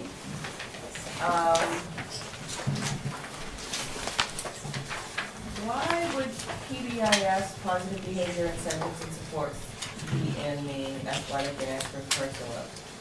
I'm just, They always have, I don't know why. really? Okay. Yes. I just, We've asked that question before. It's always been there, but frankly, it probably should reside under 1100s, because it is a regular education program, it's not an after-school extracurricular program. Yeah, They can that's certainly true. move it. Or guidance even, Yeah, yeah, right. and very often it is under guidance, but it's a regular education, or under administration, 2400. That's typically where you see that kind of thing. I think, We can talk about it. yeah. Thank you for pointing that out. I mean, it doesn't change the bottom line, but it No. might be better. Yeah, Yeah. exactly. Better accountability is always a good thing. I had a question about regular transportation. I mean, our enrollment's not changing, it may even go down, and yet it's going up. It's contract. Yeah. That's your We have a contract. contract, and that's what we're. That's, you're in, I believe this, let me. I think Third it's- year. This is the Right. last We're in the year. third It's the year. last year We'll of be the doing an contract. RFP for that probably in the early fall next year. Doesn't it feel like we just did that? Yes. Time We flies. didn't, no. Time flies. And remember that the buses are only allowed to do 45 minutes or less, so if they have to cover the same space, whether or not it's 2 kids or 100 kids, it's still, you still gotta run one bus. Question about, Now that the Beatty Hills paved, we could raise the speed limit. There you go. Just kidding. for all the after-school activities, except for the contract, it's something that a teacher's offered first to run. Am I remembering this right? Yes, Okay, always. so for the Lego League, does that $1,000 include paying a teacher if they're gonna run it? Only if it's in the CBA. Lego League is not in the CBA. Okay, that's all, I just wanna make sure we're Yeah. covered there. Now, if it gets negotiated into the CBA, then that would Okay. be That's part the- of the contractual. No, I mean, it's Warrant fine, it's just article. because that's what it was, I think that's Right. what the one was this year, Yeah. what might have come out for that, that's That all. was, that supplies, that $1,000. Okay. Yeah. Now, you moved the money to do the tiling out of this budget, right? That's correct. Now, where are we gonna take it out of this year's budget? The budget committee suggested we take it out of the tuition Right. line. And we may be, with And our, it's just a suggestion, Right. Yeah. because they can't tell us what to do with your No, money. no, they can't. no, but they liked being asked, which I thought was a nice way to warm the relationship. The asbestos may end up being less than we thought it was. So we're crossing our fingers, we're getting some better figures and some more people who are, this is their job, Right. giving us some good advice and building a plan and all of that. So, It would still, I'm sorry, go ahead. okay, so this decrease in 1.65%, that does not include, The asbestos abatement, no, it doesn't. okay. So it'd still be done over the summer though, through the winter time too, Yes, right? it'll be done immediately after school is out. We would have to get all the purchase orders right in June. We would do the yeah. RFP now, as soon Right. as, basically, as soon as we get, what happens is that you contract with the consulting firm who creates a plan for the abatement. And that plan, they also create the RFP. Well, they're a hygienist. They're yeah. hygienists, they're, And they basically go in, they look at what they think your needs are, they design a plan, they send it out to 3 or 4, 2 or 3 people that actually do the grunt work of removing the asbestos. And then they put it all together in a proposal that includes their fee, and they monitor the whole process as it is Goes being on. carried out. Okay. So they're making sure they adhere to the Regulations. the AHERA and all that. So we should get that. I met with him Friday or something. Anyway, by next week I should have a firm number. that's it? Yeah, So he we said, can put it on the 18th. possibly. If not, it'll If be he in holds true to December. his word, yeah. And then we'll be set up to go, and then they will abate the asbestos, retile, seal, wax, and then put it in the science lab. One advantage of doing this year, yeah, because the science lab, we can't do the Can't We wait, science can't do lab. can't do yeah. it, just wait, we've already And set the up thing the that's wait gonna for make next the summer. difference in the cost is if the asbestos is actually in the mastic. Yeah, this, Because the report doesn't say that it it is. says it's just the But tiles. that's very unusual if you have your tiles and it's not in the mastic. So they're going to have to test the master, So, but it only makes sense. and I think he said it'd be a couple $100 to do that test. Which we need to have done. So they have to break it to test it. No, they drill a hole probably, Yeah, everything they do is very, very careful. yeah. They'll just, core sample. Cause, and he said this, Something, a in couple. particular, because it's a school, they take extra care Yeah. and precautions and whatnot, so. The people that we're working with did the Exeter school system. Yes, yep. On line 252, Sue, staff development conferences, SAU. Yep. That was one. Did a contract change, or did we change something there? Is it a new contract? Or did we under budget it last year? I think that's what happened. I Because think it it's was per on- contract. is Yes, what it is. says. Right. It's $2,500 per. Okay, No, the contracts didn't change. okay. Yeah, the budget didn't cover it last year, that's what happened, they took it out even though it's contractual. so it's Okay. back in. Yeah, I think I remember this conversation. Okay. And then accounting, line 254, just a little bit about that. I don't think I knew, I heard you say something about ADS's having its issues, but 254 is the accounting software agreement. Right. Is that ADS? It is ADS. Oh, Tyler okay. Technologies is ADS. Oh, okay. And they're actually the people we write the checks to. And it went up $7,000. Well, no. The Okay. annual software support is still $3,700. That's why I broke it down into the two components. Okay. Disaster recovery is something that Carla Smith, the other one, would like to see. Highly recommended. Because of like the server problems That they've we been have this having and. They will come, Yeah. come charging in and fix the problem. Okay, so did they store it off-site? Is that Yes. what we're paying for? Is Yes. the Yeah. data to be stored at Tyler Technologies? I believe so, yes. And right now, where is it stored? On our server. She backs it up every day with a tape, but it's on our server. Is it all stored here, or is Yep. it some stored? It's right in there. Yeah. So if this And when building it burns down, crashed, we're she in- had to cart it out of here, and Yeah. so it was very sad. Probably nerve wracking, Yeah. right, for all your data, okay. Let me see if I can have her notes. Now, the insurance lines, are you including the reimbursement by Health Trust in here as a revenue? Well, the revenues aren't in here. Yeah, the This is revenue's not expense. here. Right. This is expense only.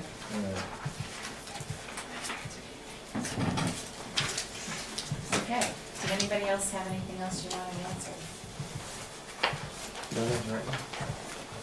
Okay, the question is if we have a meeting next Tuesday. And if there are more questions, we can finish them then, but the budget does go to the budget committee the following week, so the board will need to make its decision at that meeting. So I'm assuming at this point we are having that meeting on the 4th, and we will finish the budget. I think It's wise, gives Yeah. everybody time to think. Yeah. And we'll have a few more numbers, That's true. right? We'll have the health Oh, will be in there. well, It's already done, I think. Yeah, and we can No, have, that's we right. shall, but also we'll have the tuition initial GMR. True. and I went by the schedule, so I didn't Yeah. need something. So we'll have those two. Next week. I told them have it by the morning if possible, so we can get it done. Right. Yeah. So, So Okay. getting it there, I can help you in like they did last year, either I have to like pick up during the day or. Oh, that's I'm right. here during the day on Friday, so. I It's can gonna be help- the end of the day. But that's okay, I can pick them up, Okay. you know, off the same thing, Thank drop you. them off on Saturday, Thank at their you. homes, or leave it there. Thank Drop you. them we'll off. be in touch. Yeah, just Yeah. let me know. Yeah, I remember you. She was great, sweetheart. Okay, now, I'm gonna assume, do we wanna just do one more quick Yeah. public input? Is that okay with everybody? Yeah. We'll limit it to like maybe 2 or 3 minutes if anybody wants to say something. So I know your name, but I just Point know. of order, Oh, Commissioner. Oh. You have mentioned multiple times if anybody wants to speak, and so does that open it up to non-Fremont residents, or are you still really only referring to Fremont residents? Yeah, the board has to vote to allow a non-Fremont Right. resident. I'll vote motion to allow non-Fremont residents to vote, ask questions, speak. To vote.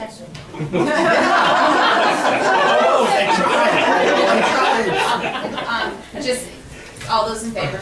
Aye. Aye, and if you could just announce that you're a non-resident, that'd be great. Okay, so I'm a non-resident. A name as Here. well. Did you move? I did. Okay. So,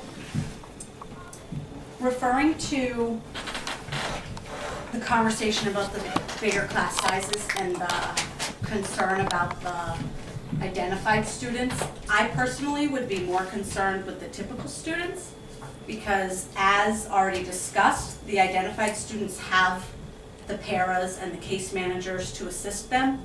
And so even if there's 2 identified students in a class of 22, that teacher still has 20 regular ed students who, it's just them. And the difference between 15 or 16 kids in a class and 20 kids in a class is a whole nother reading group to fit into the schedule. Or it might seem like 5 or 6 kids isn't really a big difference, but when it comes to the practice of a classroom and meeting the individual needs of the kids, 5 or 6 kids dramatically changes the look of a classroom. And I think that Tammy's point that it's not the para's responsibility to educate those identified students is a big point. Like they're there to assist the student and to assist us in educating the student, but it's not their job, it's not their responsibility.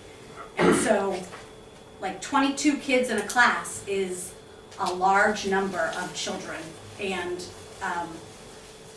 the classroom management, the techniques you can use to differentiate all change when you bump that number up, just those 5 kids. And then the other thing that I meant. Can I ask you something, Abby? Just because you're a teacher, and any other teacher too, you're telling me how much is too big, but what's too small? In your mind, what's too small? What is not good for students in a classroom? Is it 5? Is it 8? So if we're thinking the whole child and the socialization piece and all of that, Yep. I would say, I mean, I look at it like, how many friends does your kid have on the outside?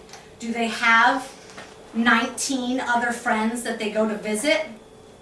No. So like the socialization piece for me, 20 kids is not, like, that's not the argument that we're making. Like, No, I'm asking what's too small. I would say 8 would be too small. I would say 10 would be probably not our wisest money spent. But I would say that 15, 16 is a large number of children given the task that we are assigned to give, to follow through on. And as a teacher, we're also asked to do a lot more recently than just educate our students. And so when you add those 5 or 6 other kids, you're adding 5 or 6 other lesson plans that we have to do to differentiate those needs. And when you're asking us to do other things on top of just educate, there's not enough time to do all of that. We're adding a quarter of a person because Sue Penny's been working 60, 70-hour weeks. Well, if the teachers log the hours that they do to make their classroom function, I would be willing to bet that 75% of them log the exact same amount of hours. And so it's just disheartening to feel like, oh, well, we're gonna hire somebody to help Sue Penny because she's working a lot of hours, but we're gonna cut teachers because it's okay to add 5 or 6 more kids into somebody's classroom, and that doesn't really affect the amount of work that the teachers are doing or the education that the kids are getting. And I don't feel like that's true. So, like,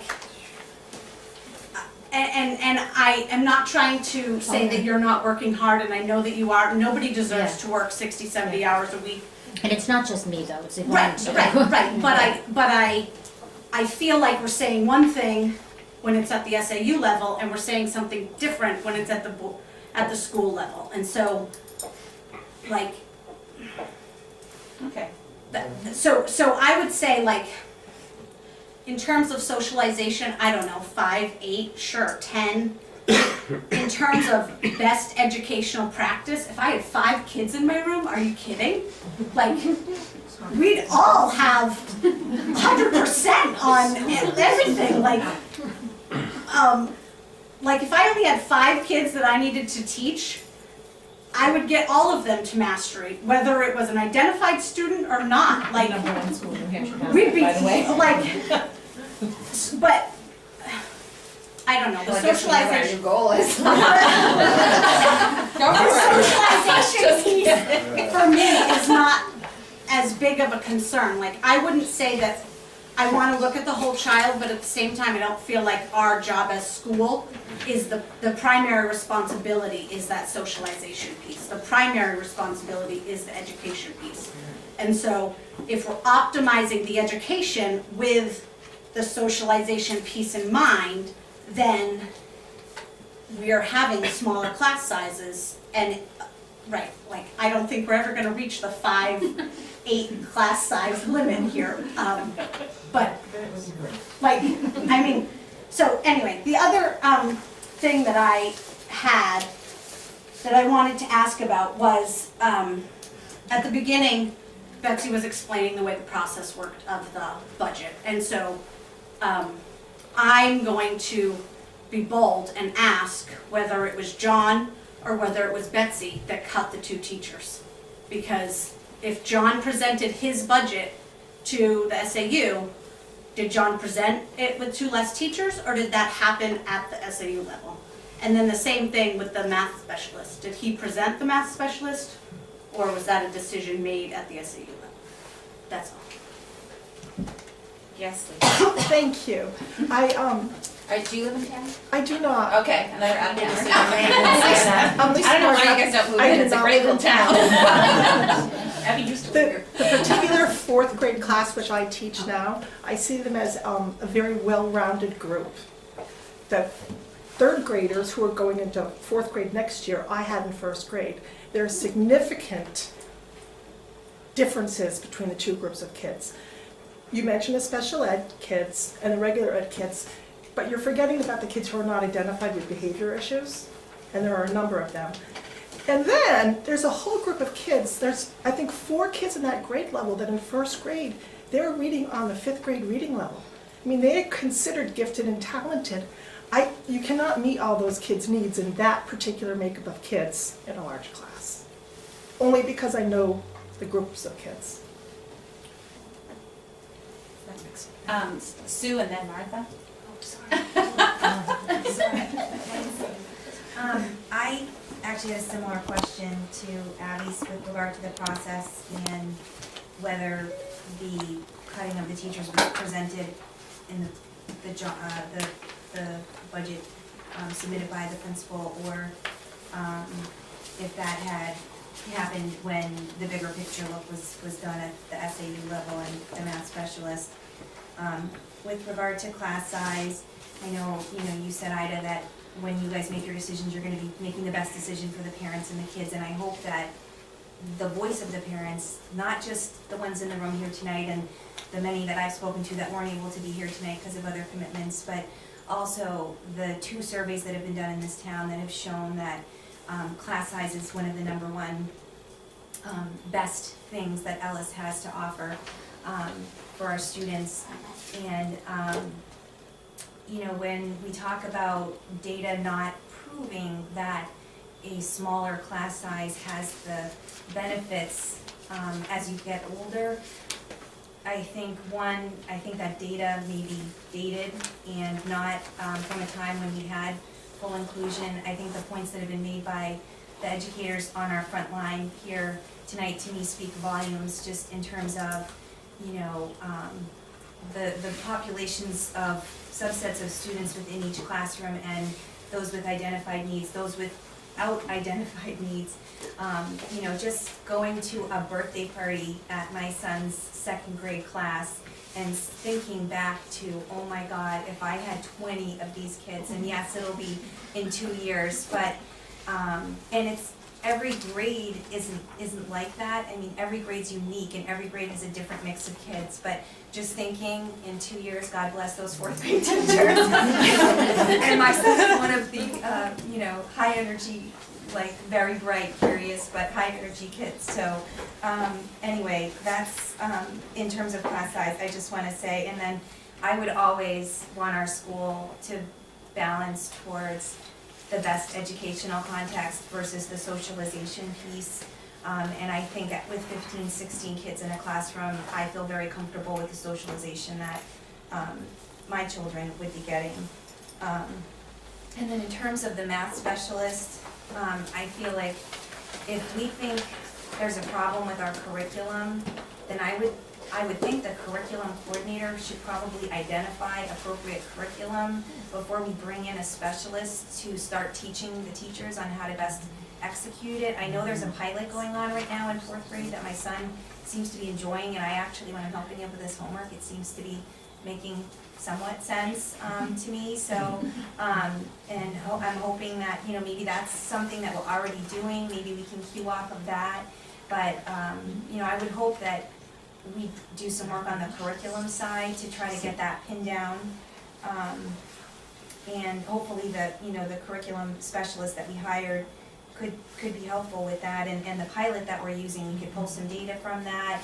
Maybe there's been studies done in other, I was Googling it here, but my cell coverage isn't very good, so, and then, two other quick points. One, on the legal piece, I know that we're negotiating 2 contracts, but 3 years ago, I don't know if maybe we were only negotiating 1 contract then, but we spent $11,500. Even if we double that, that would be at $24,500. And then with the Sanborn expense, I totally am in support of us straightening out whatever we can do to try to, that's one of our biggest cost line items. But, I was looking at, again, my coverage here isn't great. I was looking at past budgets when we first started posting the agenda packets, before I came here tonight at home. And it was back in April, before we had our first joint board meeting to start the process, and I know we had to talk to council before, but couldn't have been, $10,000, $20,000 worth of council time before we even started talking and negotiating with Sanborn.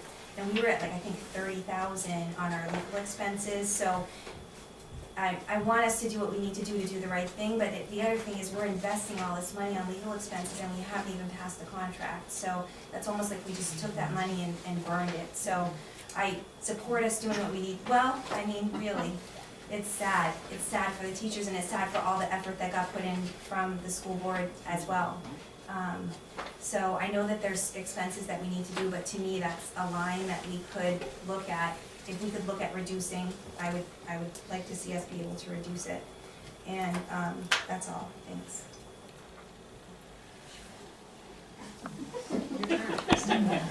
Okay, I am a resident.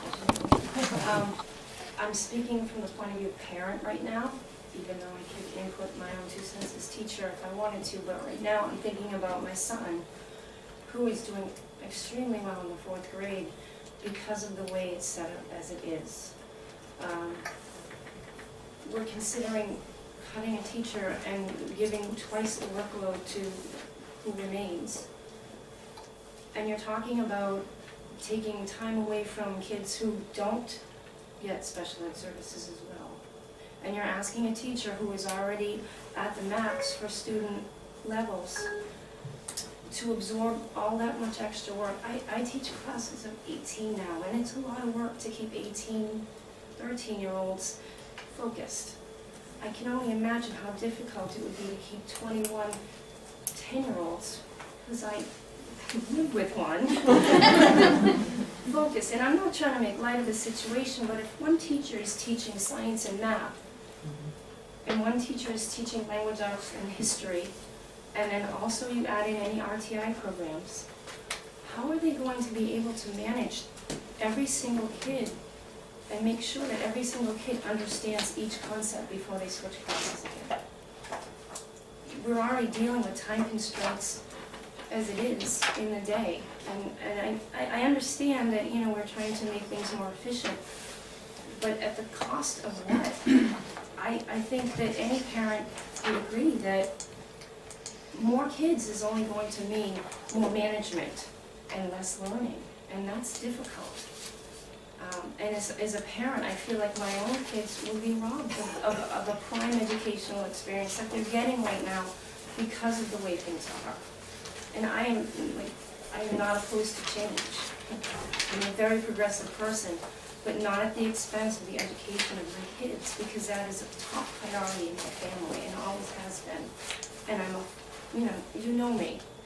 I'm a very forward contributor to the community, and I would never speak without feeling 100% about something. I don't commit to anything without full purpose. And this just bothers me immensely. I'm very afraid for doing something like this, and not just for me, but for the town itself and what the future might hold if we do that. I think it would be a very dangerous decision. And just aside, as far as adopting a new math curriculum, I did that in another school.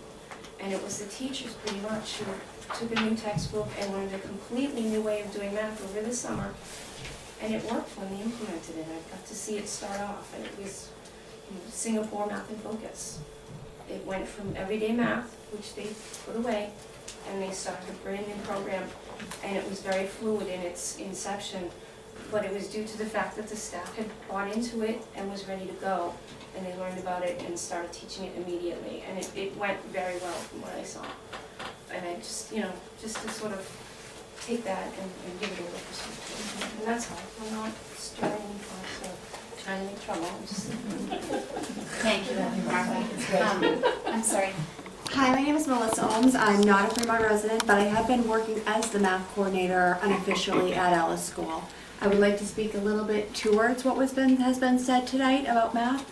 Basically, the reason that we have been trying to make this switch is because when Doug Totten was still here as vice principal, we did do a lot of math committee work, and we did look at other programs. We did go through that process of looking at something other than everyday math.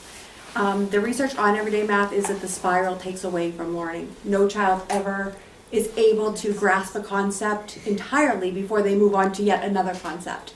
In one unit, you may be teaching addition facts and geometry the next day, and then you don't pick that up again for another 5 months. So no child ever actually is able to grasp a concept and build on that concept. It's expected that the child will continually build on something that they may never have had to begin with, which is the reason why I have been working very closely with the teachers on making sure that not only are we giving the children what they need, but also that what we're using for resources goes straight to the standards, goes straight to the new Common Core standards. We've been taking math as a resource and we've been using it, and what we've been doing is saying, okay, we're going to do this assessment. This term we have to assess this, and this, because the Common Core tells us we have to, the state tells us we have to. So in everyday math, we may not have touched on any of those subjects. Some of the concepts in everyday math, you may teach a concept that isn't going to be actually assessed until 7th grade, in 2nd grade. I remember I've assessed kindergarten children on probability. Probability is a 6th grade skill. Why we're assessing children in 1st grade and in kindergarten on probability, it blows my mind. Do we want them to hear the word occasionally? Yeah, that's good teaching practice, but it's not a good assessment tool. So, and EDM last year, they rewrote their whole program to make it Common Core, appropriate and to sort of align to the Common Core. What we found in 2nd grade, and I've been working very, very specifically with 2nd grade, because what we did was we reviewed the program, we went through an extensive amount of training this summer. We went through the program, and their advice to us was not to use the program as a program, was to use it as a resource. And that's, the 2nd grade, I can tell you, has been absolutely amazing in what they have done with this program. But they have had to take Heather Normadin and her team, took hours and hours and hours and hours of their summer time, to unpaid, to look at this program and say, this is where it meets our needs, this is where it doesn't, and they took the spiral out of the program. So now the kids are getting what they need. We're seeing amazing improvement. And I would just like to point out too that our math scores have gone up and up and up and up and up every year. Yes, it's still our area of improvement, but they have continued to grow since we've been working really hard with these teachers to make sure that the kids are getting what they need. But they took a lot of time, and they took the spiral out of the program. Now this is a program that they've already told us it's Common Core aligned. We're finding no program is Common Core aligned.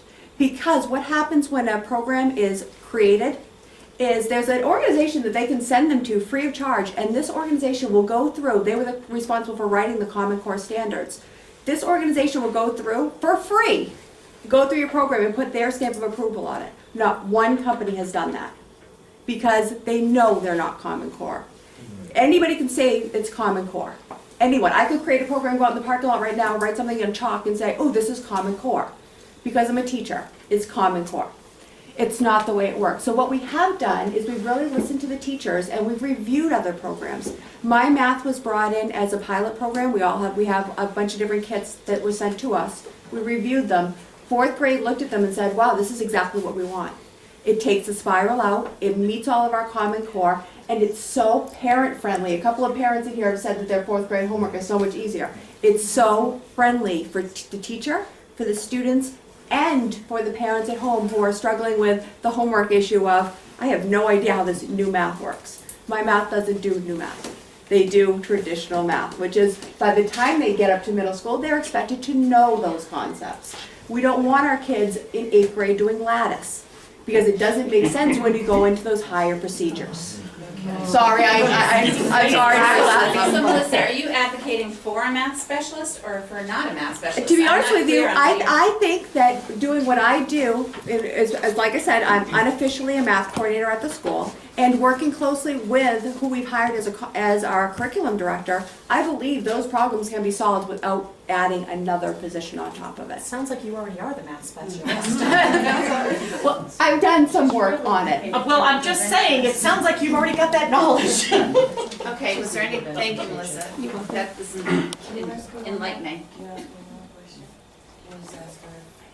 can ask her. Melissa, just one quick question. So do you think that what you're doing, pulling the information or using the everyday math as a resource and doing what you're doing is going to fit? Or are you thinking you're still looking at different programs like the My Math? We're not looking at any programs in particular. What we're looking at is resources for teachers to be able to pull from to meet the Common Core standards. And we're pulling from a bunch of different avenues, some of which we already own, some of which we don't. But I think it's important to understand too that everyday math, like I said, kindergarten, first and second went through their revisions last year. Next year, fourth, we have to buy into third, fourth, and fifth. And that means the program's gonna cost us that much more money if we buy into their program. And I'm telling you, my personal opinion, my professional opinion is that it's no better than the last program they had. And we're throwing good money away after bad Which by program investing. is that? That's the everyday math. So we're already bought into that one, yeah? We bought into it, the new edition for kindergarten, first and second the this new year. edition, okay. But because it is a research-based program, they throw it out in phases. And the next year phase is third, fourth, and fifth. And if we buy into it, I really feel like, like I said, my professional opinion is that we're investing more into a program that doesn't work. Okay, and I have a question, just a real quick question. If you weren't doing the math coordinating piece, what would you be doing? I have 4 jobs at Ellis. I'm the homeless liaison, I'm the Title I director, I'm the K-1-2 interventionist, and the math coordinator. The math coordinator position is a lot of, and I'm gonna be honest, sorry, people that are union, I do a lot of that on my free time. On my spare time, I usually do whole 70-hour weeks, 60, 70-hour So now, weeks. if we had a math specialist, you wouldn't be doing 70-hour weeks. I think that it could be, I believe that if I were to work closer with, and our new curriculum coordinator has done a lot of work with this as well. I believe that we're just starting to form that relationship where we can make the strides without hiring an additional person. That's just my opinion. Thank you, Melissa. Carla? Hi. You live in town, right? I do live in town. I know. haven't moved. I am still here, and I have a couple questions, and they actually come more from a parent perspective than a staff member perspective. One thing I just happened to notice on this front page on the administrative report, and you have the grants written down here on the bottom, the idea to reach Title I and Title IIA. My question is, my understanding of Title IIA is that it's available for professional development and to keep class sizes low. How will increasing the numbers in 4th and 5th grade, like taking the teachers away, will that impact our Title II funds?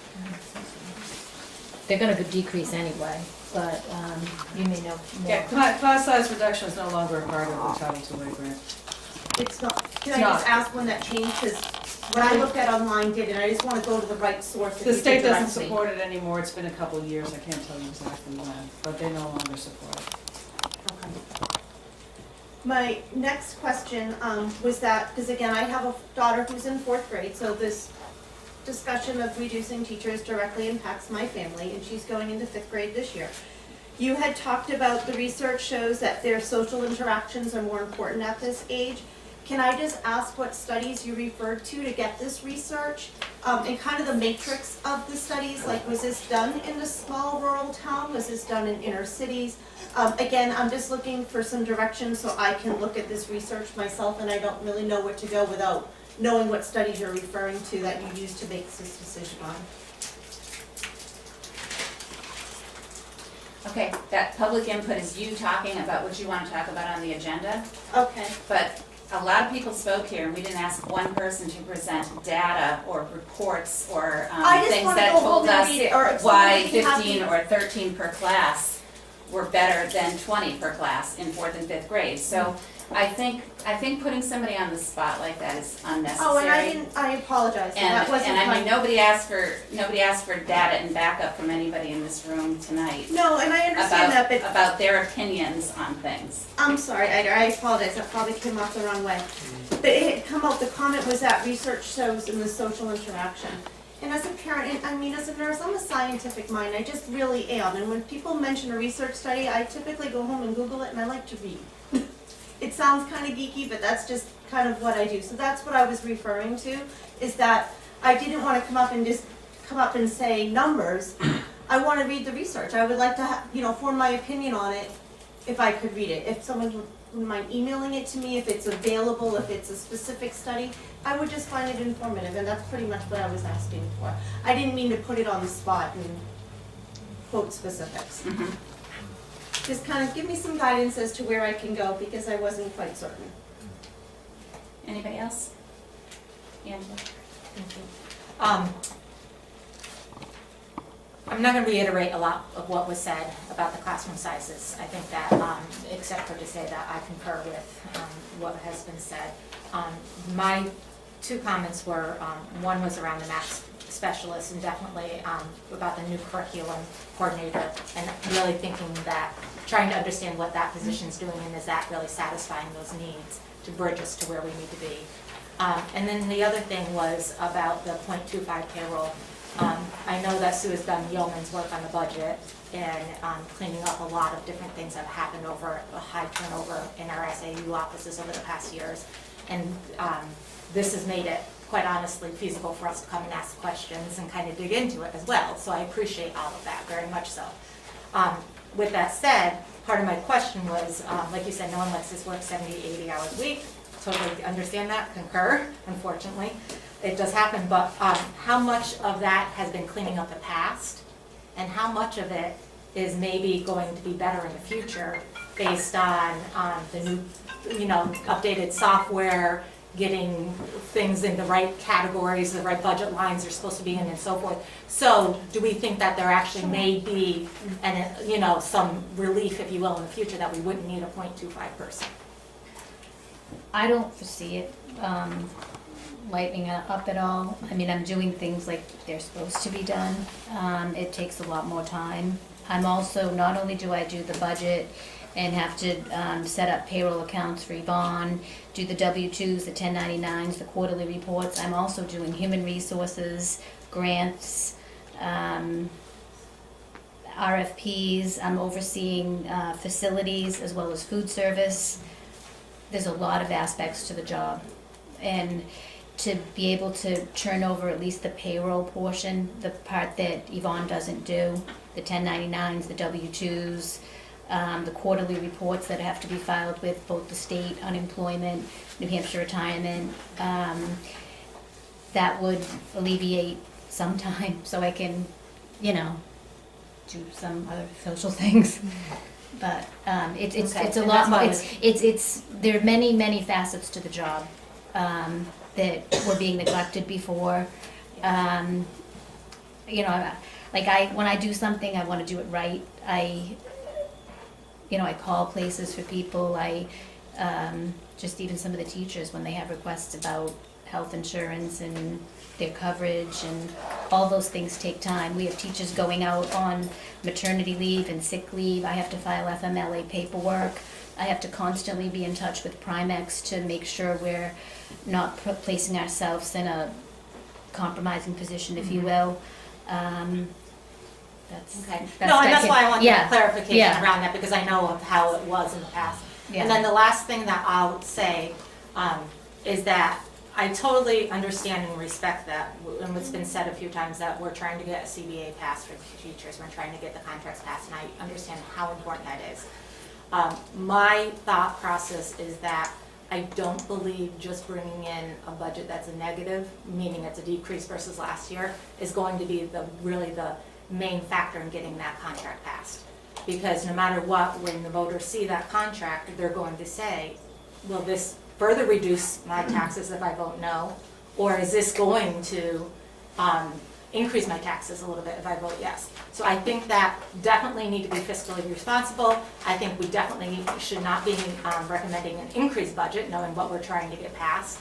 But I also think that they're not totally dependent upon each other, if you will. And I think that that was something that we had talked about also at the strategic planning committee that was really important. That it's not only getting it passed, but it's getting more voters out to pass it. And that's really, I think, that we need to focus on as well. Thank you. I was just thinking of something that Ms. Margraf just was saying. This is Jody Donahue. Jody Donahue. She lives in town. I live in town, 18 Ingalls Lane. When Ms. Margraf was talking about the dynamics of the current third grade class, it reminded me of my daughter is now in the 6th grade. And when she was in the 2nd and 3rd grade, it was a very similar dynamic. There were several children with IEPs, there were several gifted children, they were average, it was, you name it, the class was made up of that. And we went to 4. We had 4 2nd grade, she was in 2nd grade, there were 4 homerooms, and in 3rd grade there were 4 homerooms because of that. And then in 4th grade we went back to 3. If that group had ever gone, even at this rate, to 2, I can't imagine, I don't think learning would have been possible in the classroom with this makeup of children. And they're all wonderful kids, they all have strengths, and they're a great group, and now they grew from that. Going to 4 homerooms really, really helped these kids appreciate one another and each other and everybody's likenesses and weaknesses and differences. And I'm thankful that the school board agreed to that, to give them the 2 years with 4 homerooms. So I never thought that any classroom in Ellis, any grade would go below 3 homerooms. And I can't imagine, and I know as they get to certain levels with their age, the maturity levels change and different needs, and at 4th grade maybe it would be okay for 2 statistically, but I just think that the makeup of these classrooms, they really need at least 3 to be able to learn, even with regardless of how many paraprofessionals are in the classroom. So that had reminded me of that was 3 years ago. And the class, I remember. yeah, the class, I don't know if I can, there are other people here that know the situation, and I'm sure they can speak to how wonderful that was and how they grew from that, and it was very helpful. And also, just another comment is, right now it's looking at as a 3rd and 4th grade position. I don't know if that's a specific 3rd and 4th grade teacher, or if that would be, I'm sorry, 4th and 5th, or if that would be last in, first out type of thing that's happened in the past. I don't know if that's just a comment I was just thinking of. I didn't know if it was a specific, specific teacher because of their grades, or if, they all, I can teach 1 through 5, so maybe I'll move again or something like that. Yeah, So, we haven't gotten to. so anyway, that's just strictly something I on, was thinking of, so. That's all, thank you. You're welcome. Anybody else? Oh, Anja. It's I hope I just, said it's your name. more, I'm Anja. sorry. Sorry, Anja. 9 Hook Road, yes, I'm a Fremont resident. Just barely. The log's right there. I damn girl, yeah, right there. I think it's more anecdotal for something that Tammy was questioning about the programs. And my daughter had some math problems, I guess, last year. And we were trying to get the team together to help her. And so I asked her teacher, how are you going to do it? Or how are the people going to work together? And she said, whichever way she'll learn. So I think it's the teachers getting together and using the tools that are available to them, to the specific students in their class. And if everyday math doesn't work for her, it'll work for a different student. But whether the teachers use the program entirely, or whether they don't, I don't think it's necessarily because it's not working for the individual student. It might work for another student.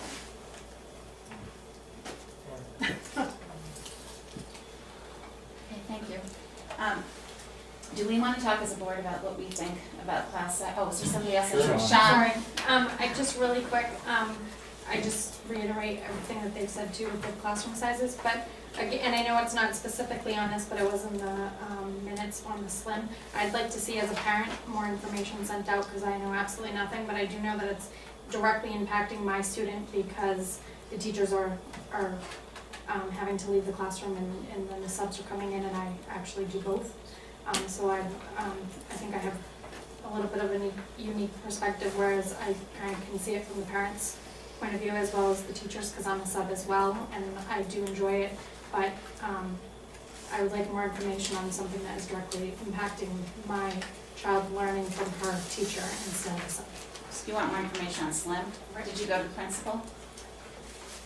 No, there was, Okay, I would was go to the reading. principal first and I was ask reading. about it, and then if he The can first answer time your I heard, questions, well, the please go to first the time I heard superintendent. about it was reading the school board minutes. I mean, I never even, the last minutes was the first I ever heard of any of this program.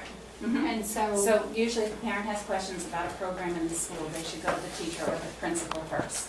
Okay, Sean, so it doesn't belong at the board level until any of you have brought it up that way. So I would recommend at least asking Mr. Sabina about it first and giving him that courtesy. And then if you don't get the answers you need, please, definitely go to Betsy and ask her. And if you still don't like the answers you're getting, then you certainly have every right to come to the board.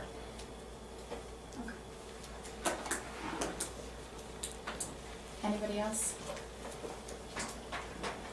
So as far as the budget goes though, and what we've talked about tonight and what the public has given us for their information about class sizes and the suggestion that we should reduce class sizes, I would like to have like an open discussion amongst the members to hear what your perspective is on it.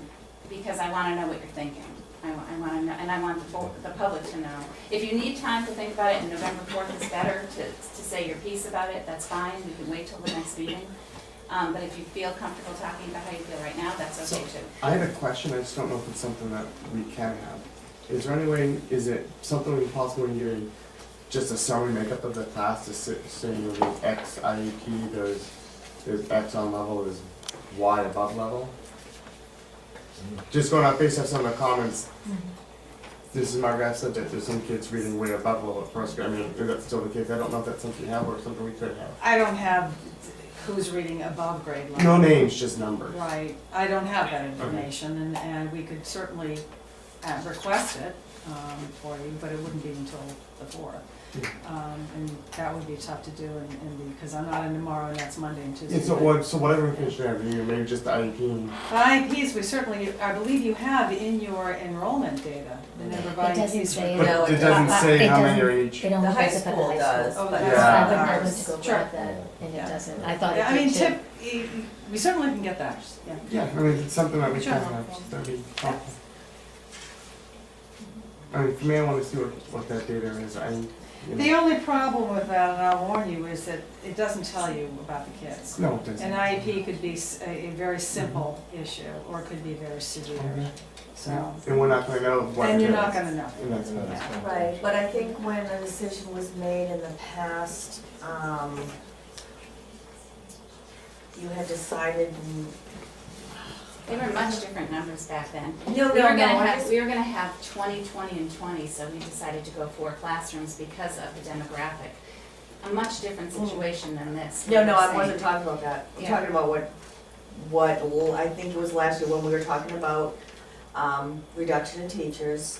And there was a couple of classes, but one of the classes, it was, a previous coordinator said that there was a student or students in there, which made it very complex, and you did not want to, reduce the teachers in that grade level. We had this, But we did, I know, but at first, right. you were giving us that information Right. and advising us, you didn't wanna do that because the coordinator gave you that specific information. So I guess what Greg is asking is kind of getting the same kind of information Right. and makeup of the class. If you wanna talk about class sizes, I mean, I'll give you, basically what my understanding is, in that when it comes to student performance, class size is not the number one factor. If you look at study after study, it's not the number one factor. The number one factor is school atmosphere. In other words, you have a school with regularly identified goals, and are people working, and understandable goals, are people working together for it. Number two factor is parent involvement with their student education. Number three is school atmosphere, which is building maintenance and discipline.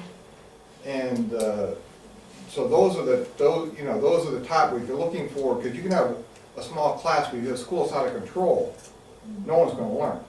So you have to kind of prioritize what you. The fourth thing is quality of teacher. There's a book that just came out that demonstrated that if you take a poor performing large class and put a quality teacher in, student performance improves. So if you really want to look at student performance, what we really need to be looking at first is quality teachers. Okay, so that is my number one priority. Did that take student? You're out of order. Okay, so when I'm looking at the budget, I'm looking at class size, I'm really looking at these other factors also. And actually disciplinary issues have been down in the school, which is good. I think the school board has worked real hard on making specific goals and we're doing the best we can to try and inculcate that in the day-to-day operation of the school. So that's another thing that's happening. I think the building, we're working hard to get the building maintenance improved. I think one area it seems to be a struggle we have is getting parental involvement, not just in the school, but in the education of your kids, because study after study shows that the more parents are involved with their kids' education, the better they do. But how do you really know what parents are involved in? Well, I don't. You don't know. You don't. But teachers know. You know what parents, what kids their parents are involved in, not because they're calling, asking questions, that sort of. So those are things that I'm looking for in a school, in a quality school. So and we can't have a good school if the building is a mess. Kids are going to learn. Or it's dangerous. So we have to, I have to take all these things into consideration. You have to balance one off with another, and that's sort of the way I look at it. So that's when I'm looking at the budget. I'm looking at improving the school, and the school has improved over the last couple of years. One of the most important things in a school, for it to be a quality school, is teamwork. People have to work together as teams, and that is, if people are not working together as a team, that really undercuts, anything you can do in the school and teaching kids. So, to me, these are my priorities. Okay, but your general opinion is the class size doesn't improve student achievement. Smaller class sizes don't improve student achievement. It's not the most important factor improving student achievement. That's my opinion. I think, so I definitely rely on data. I rely on Betsy a lot for data. But for me personally, I think class size is huge. I know me personally, I wouldn't have been able to come to what I did if I didn't have the real small class sizes that I had. Now that's just me, my situation. But I would say, I think it does impact more than what you think it does. I think it does personally. But I want to see that. But again, I want to see the data too, because I don't want to just go off of my experience, and I don't want my kids to have to go through the stuff that I went through. So for me, I'm looking at really the data, but also I do place it higher. I think it would be helpful also, and as a parent, I valued having the small class sizes. And I think that has been very beneficial for our family. So if we could get a better read on actually what the makeup is, and some feedback on that, that would be helpful. Sure, that would be fine. I think that would be fine to do. I guess I'll give my opinion because I'm the old one in the group. The older kids. Tenure. The one who's had the kids that went from first grade to 8th grade at Ellis and are now in college. So I'm old. But, sitting on the board, what we've always tried to do is keep the class sizes small, even though the enrollment was shrinking in the lower grades, because we felt that would really help to get the student achievement up, because it really wasn't where it needed to be, and we wanted to give the teachers a break. We wanted to really focus on student achievement, and because the teachers were already there, we said, let the class sizes stay small. And when there were circumstances like the class group that Jody spoke about, we actually said 20 is too many for that group, we need to break it into 4. That was unheard of. We never had 4 teachers for one class size, grade level. But we did it because the demographics showed that it would be a good move, it would be a smart move to do. At the same time, I can remember people saying, if you don't put it in the budget, then they're gonna never give it back to you, okay? Well, if you put it in the budget, then everybody wants it forever and ever. And I feel like us being careful and conscientious about keeping those class sizes small when the kids were young and needed that jump start is now biting us in the rear today. Because now everybody wants it to continue for 4th, 5th, 6th, 7th, 8th. And I have to tell you, my kids went through Ellis, 8 years of it. The smallest class size they had, with the same teachers who are sitting in this room today, were 20, 22, 24, sometimes 26 in my kids' class, the class size, for the same teachers that are sitting here today that taught my kids. And so I'm wondering, why was it okay then, but it's not okay now for it to be 20, 20, and 19, or 20 and 20? I'm kind of confused by it, and my 2 children did just fine. We did have parties at my house with 20 kids because the whole class was invited.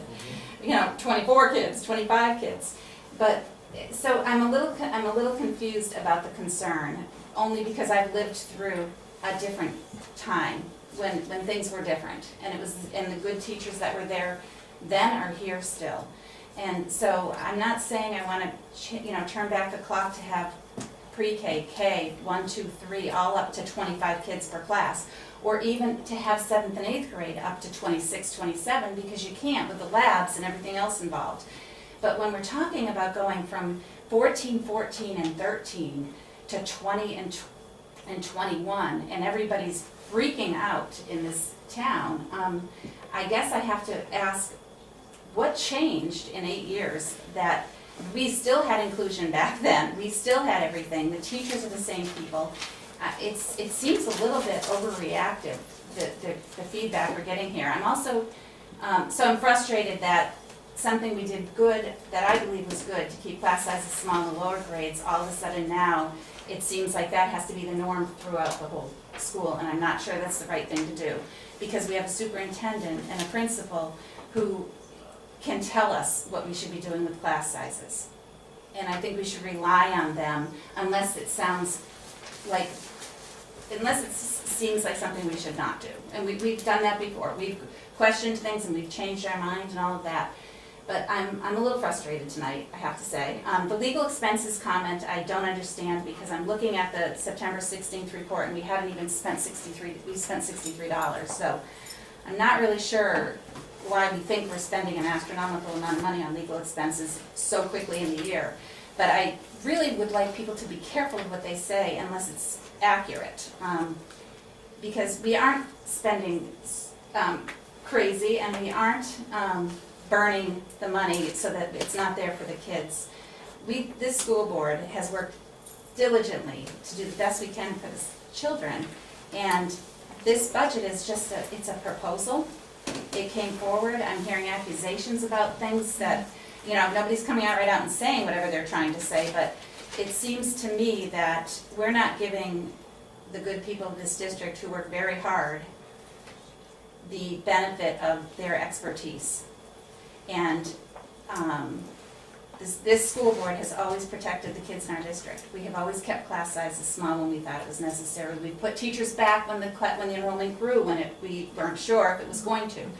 We've lived by our word, and we've lived by our empathy map, which is to put the kids first. And we also, we're also trying to juggle a whole bunch of other balls, like I've said before, balancing the budget, making sure the teacher's CBA passes. It really matters that the CBAs pass.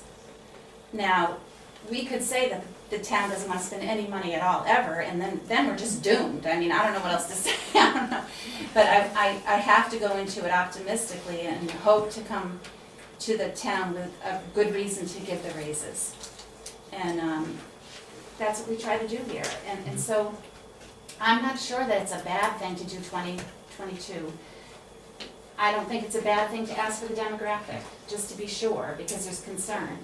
But in the long run, I just feel like what we did to help is now gonna hurt us because it was misunderstood as that it would be there forever, and that's not what I ever had in mind. It was more, what would the superintendent and principal ask for? What do they think they need? How can they work it out so that it's the best for the kids? And that's how we're gonna make the decision on this, I'm sure, in the long run. I'm sorry. I have a question for next week. Would it be worthwhile, one, having it in the school, so there's more room on the floor, but also invite John and Melissa to the meeting, just so we can have input from them too? Well, it's my opinion that why John and Melissa and not Scott Brown and Carla Smith and, I mean, what are we doing here? Betsy is the supervisor of those people. They bring her their budget, she tells us. That's the chain of So command. the reason why I said those two, Melissa and John, was because it's where the most concern is. Carla's was down, I don't think many people except some computer guys, I mean, ready to ask many questions to Carla. That seemed to be most of the concern. And we asked Scott Brown too about the improvements that we're already on. You know, That was why I said those two. I would leave that up to Betsy. That's how I feel about it. I agree with you. I would leave it up to the superintendent to make that decision. I think otherwise we're breaking the chain of command. You know, either way, when you do that, you undermine one side or the other, if we don't stick to the chain of command. Not sure I agree, but okay. Well, the chain of command's there for a reason. And as a board, we are not supposed to be involved in the building level Yeah. operations. But we've had discussions in the past where if we wanted John or someone to come, we could always ask them. Now you're saying that's improper. Yeah, I'm saying that it's up to Betsy, is my opinion. That's how I feel about it. And if Betsy would like to invite John, I think that's fine. If she thinks that she can speak for what they've agreed to as an administrative team, then I think that's fine too. But there is an administrative team in this district, and they are working together, and they bring forward what is decided upon with that administrative team.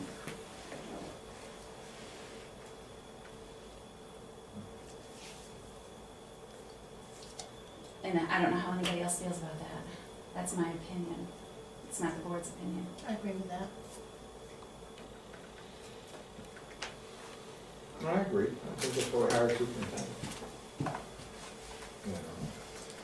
So the question, maybe a question I can ask then, is at least the guidance that went down to, so let me just come out and ask it. Did John come up with, let's do these two, or was it guidance that came, probably starting with us going on down, or how did that come up with? How did what come up? As far as, was it cutting the two teachers, did it start with the school board, because guidance we gave, and went down, or did John come up and say, hey, look, I think we do, that's what I'm asking. Would you like me to allow people to point fingers? Because if No. you're asking me that question, that's what you're allowing. No, I'm not asking pointing fingers at all. Then it's better off that it's not asked. Okay. The question is, the question I have is, why does that matter? Are you gonna make your decision based on, you're gonna make your decision based on what you believe, we are gonna make our decision based on what we believe is the best for the kids and the best for the children, really, of the school district, as far as whether we should be reducing teachers and increasing class size or not, and putting a math specialist in or not. The other thing I wanted to say about the math specialist is, it sounds to me like the person who's doing the math coordinating right now has an awful lot on their plate, so it seems to me. So like it's a need or that, a pain or something, yeah. Yeah, so it seems to me that, it sounds like a pretty good idea. May I speak for a moment? Mm-hmm. Yes. First of all, I don't take this personally. The decision of whether or not teachers are cut is yours. Whatever you tell me to do, I'm gonna do. This is what I have recommended, based upon what I have discussed with other members of the staff, and based upon the desire to come in with a budget that would support a CBA Also, when sitting in the budget committee, I'm sitting next to Jean Quarters, who was on the Board of Selectmen, who would very much like to have roads and bridges so that we could drive our buses over them to bring our kids to school. And so we were all kind of in this together. So I told the board that my objective was to come in with a budget that was lower than the previous year. Looking at how things are set up and what was brought forward from the building, this is the budget that I'm proposing. If the board does something different with it, that's fine. You know, you have to answer to the voters. So, you know, that is the way it should work. I will get the answers so that you feel that you can make a good decision on the 4th and 5th grade. Yeah. That's fine. And anything else that you want to know, email me during and we'll make sure that you get it as soon as you can. That would be the preferential way to handle it. That's fine. No, and nothing personally, I just had to ask, that's all. No, that's fine. So I guess no decisions will be made this evening, it'll be the 4th. That's the decision. And I guess, if we are going to have the crowd we're gonna have, then we will I can probably meet do at it our at the, Flat crowd. I don't know, The library. Weed Center. I love Everybody the Yankee Tavern, Oh, the Yankee Tavern. whatever it's called now. All right, well, and I think, because it's 9:30 tonight, I'm actually gonna look at the agenda and maybe table and not have to do a packet, but just maybe move some of the stuff to the other agenda, unless it's something that has to get done tonight, Betsy? Yeah, Because it's 9:30? Yeah, if we could do the budget transfers. Okay. The MOU can wait. The land Are you concern. sure it can? Is that, you think that'll mess up? Theirs is at the attorneys, they're not gonna be making up their Oh, minds. okay. soon. Okay, For a week, it's not gonna matter. okay. Andy is on Luminous and the HSA, the land concern is quick. I don't know how you feel about putting that off, or if we want to talk about that tonight. We're meeting next week. On the 4th. Yeah, but we're doing the budget again. Yes. So, I'm thinking, Because I like to, I would like to, the reason why I like to get the luminous taken care of is because it's a budgetary issue. And, okay, we'll do it tonight, we'll do it tonight. we can do it, we So can do it. we'll do, no, that's all right, we'll do Luminos, HSAs, We can skip. The land yeah. concern is quick, we'll take only 2 Okay. minutes. so right now, we're just gonna table the MOU. What else, Grant Watch, is that? Yeah, that's a request for $199 to be transferred to pay for a online, Right, subscription, that'll be quick, subscription. that'll be quick. Yeah. Pizzeria MOU should be pretty quick. Very quick. DBJ, I've Table got it. copies of it here. I'll hand it out and people can do that. Yep, we'll Next table it. time. The budget we're on, and personal nominations we should do. It Yeah. should be quick. Okay, good. That's what we'll do. That's really all there is. Okay, budget transfers, page 13 of the packet.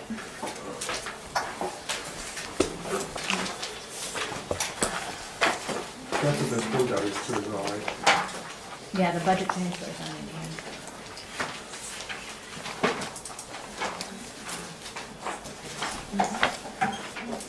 They're not in the packet. Oh, that's right. Yeah. That's right, I'm sorry, they're handed out to us. Does everybody want a copy of that, maybe in the audience? Does anybody want a copy of them? They're not up here. They're not. I just, yeah. You want a copy of them? No, they're not here. I'm getting a copy. Yeah, could Sue just get one for the notes? Yeah, thank you. Okay. This is- yeah. I'll get you one in a minute. Okay, so we have one budget transfer for 14,607. I think this is a grant one, right? Do you care which ones we do first? No, not at all. Okay. It's 14,607. It's a transfer from REAP 14, new computer equipment, to REAP 14 revenue. I'm reducing it because the grant was lower. Oh, okay. So what I'm doing is I'm decreasing the revenue that we had booked and decreasing the expense. Got Because it. the REAP grant came in $14,000 lower than we thought it was going to. Okay, I understand. Okay. And then the next one is also a grant, Title 1A, set up additional accounts for Title 1A in Project 50043. We had talked about one of those transfers last board Yeah. meeting, and that's basically it, I believe. Yep, the $3,482.15. And then curriculum consultant, to from regular ed to improve instruction. I put it in the wrong account the first Okay, time. that's all it is, it's just a correction? Yep. Okay. So that was for $22,500, for a grand total in that transfer sheet of $40,589.15. Motion to approve the $40,589.15 budget transfer. Second. All those in favor? Aye. Aye. Okay, and then the next one is, taking it from salary adjustments in 2320, $145.40, to pay for New Hampshire retirement, non-teacher, $145.40. And that's because the NHRS, is increased due to salary adjustment. It was because of the salary adjustment, that's correct. Right. And the other one is, I believe, the grant watch. Yes, it is. Should you vote? We just put it Right. in there in case. Now, do you remember what the grant watch was, you guys? I read about There it. was a subscription that Yes. Sounded good. Shannon found that would be very helpful for us. And so they're asking to transfer funds in to pay for that. We would need a vote on it before we. Yeah. Kill two birds with one stone. Vote on be subscribing to the grant Approving, watch? yeah, approving the grant watch, and then we have to transfer the funds. Okay, so we're gonna jump to agenda item Roman numeral 10F. And everybody knows what that is. I think it sounds great. Yeah, that sounds awesome. So motion to approve the $199 for the membership for the grant watch. Second? Did I get that number right? Well, the Yeah. money is not as important as just approving the subscribing at this point. All those in favor? Aye. Aye. Okay, now back to the And there was transfers. one I handed out. Yeah, 1 second, I just gotta do the total for that one. Sorry, just a second, I wanna make sure I have these right. Okay, so that brings us to a grand total, nope, there's one more in here. There's a couple. Okay. Notary fee for the financial administrator, we were gonna take from other SAU and put it into dues, fees, subscriptions, so it's just a transfer within the line, within the funds, within the function. For 75, it's right after that, this one here, yep. And then, the next one is course reimbursement SAU going to staff development SAU, which is also within the function. And it's for a best practices conference on school operations, finance, business leadership for the financial administrator. And that would be a grand total transfer of $699.40 on that transfer sheet. Motion to approve $699.40. Second? All those in favor? Aye. Okay, one more. I think this is it. For $8,124, and that must be another decrease of revenue? It's just a grant adjustment, another Oh. switching of accounts. Is this a carryover? No? No, It it's isn't. just that the account needs to be reclassified, isn't that what it says? It says to correct revenue account. Yeah, to put it to Okay. the right revenue account. So which one do we sign? The ones, That I have. Okay. yeah, Okay, for $8,124, so it's just switching it from one revenue account to another. okay, I'm switching it to the fiscal year 15 one, right, yeah. okay, all right. So I need, the transfer for $8,124 from fiscal year 13-14 to fiscal year 14-15. Can I just Second. borrow that for a second? Yes. Because Sue wants a Oh, copy. sure. Yeah. All those in favor? Aye. Aye. I'll get you a copy of that one. Okay, so these are the ones we have to sign, I'll throw them Well, around the room. Did you see? Where are we? Are you sure? Okay. This is all three of them? It's whatever I had in my packet. We're tabling this. Okay, school district land concern. That's the land behind the Yes, library, that's right? land, I went over and Scott went over later. The land is posted for ATVs, it is not posted for automobiles or trespassing or anything like that. The concern was that a section, swatch had been cut that was big enough for a vehicle to drive through, and we have been asked whether or not we wanted to block out, if we had any, they had concern that there might be parties or something that happened there. And we haven't had anything happen yet. So I'm not sure whether the board feels that we should take action or whether we should wait. I've never seen it drive through to what? Is it to another property or to another road or? Into the center of the clearing area. Excuse me. So if somebody was to get hurt on that land, do we have it insured with parents? I don't know the answer to that question, I will find out. Okay. And if it's, maybe they require it be posted in order to decrease our liability or something, so I guess, It might. I don't know, it might be worth checking into, because Yep. I guess the Yeah. school district owns it, right? The school district owns it. I mean, personally, I would love to have the public have access to that, as long as they do it responsibly. You know, What's out there? there's nothing, just nature. Just properties, 84 acres, a little bit of swamps, a little Oh, bit that.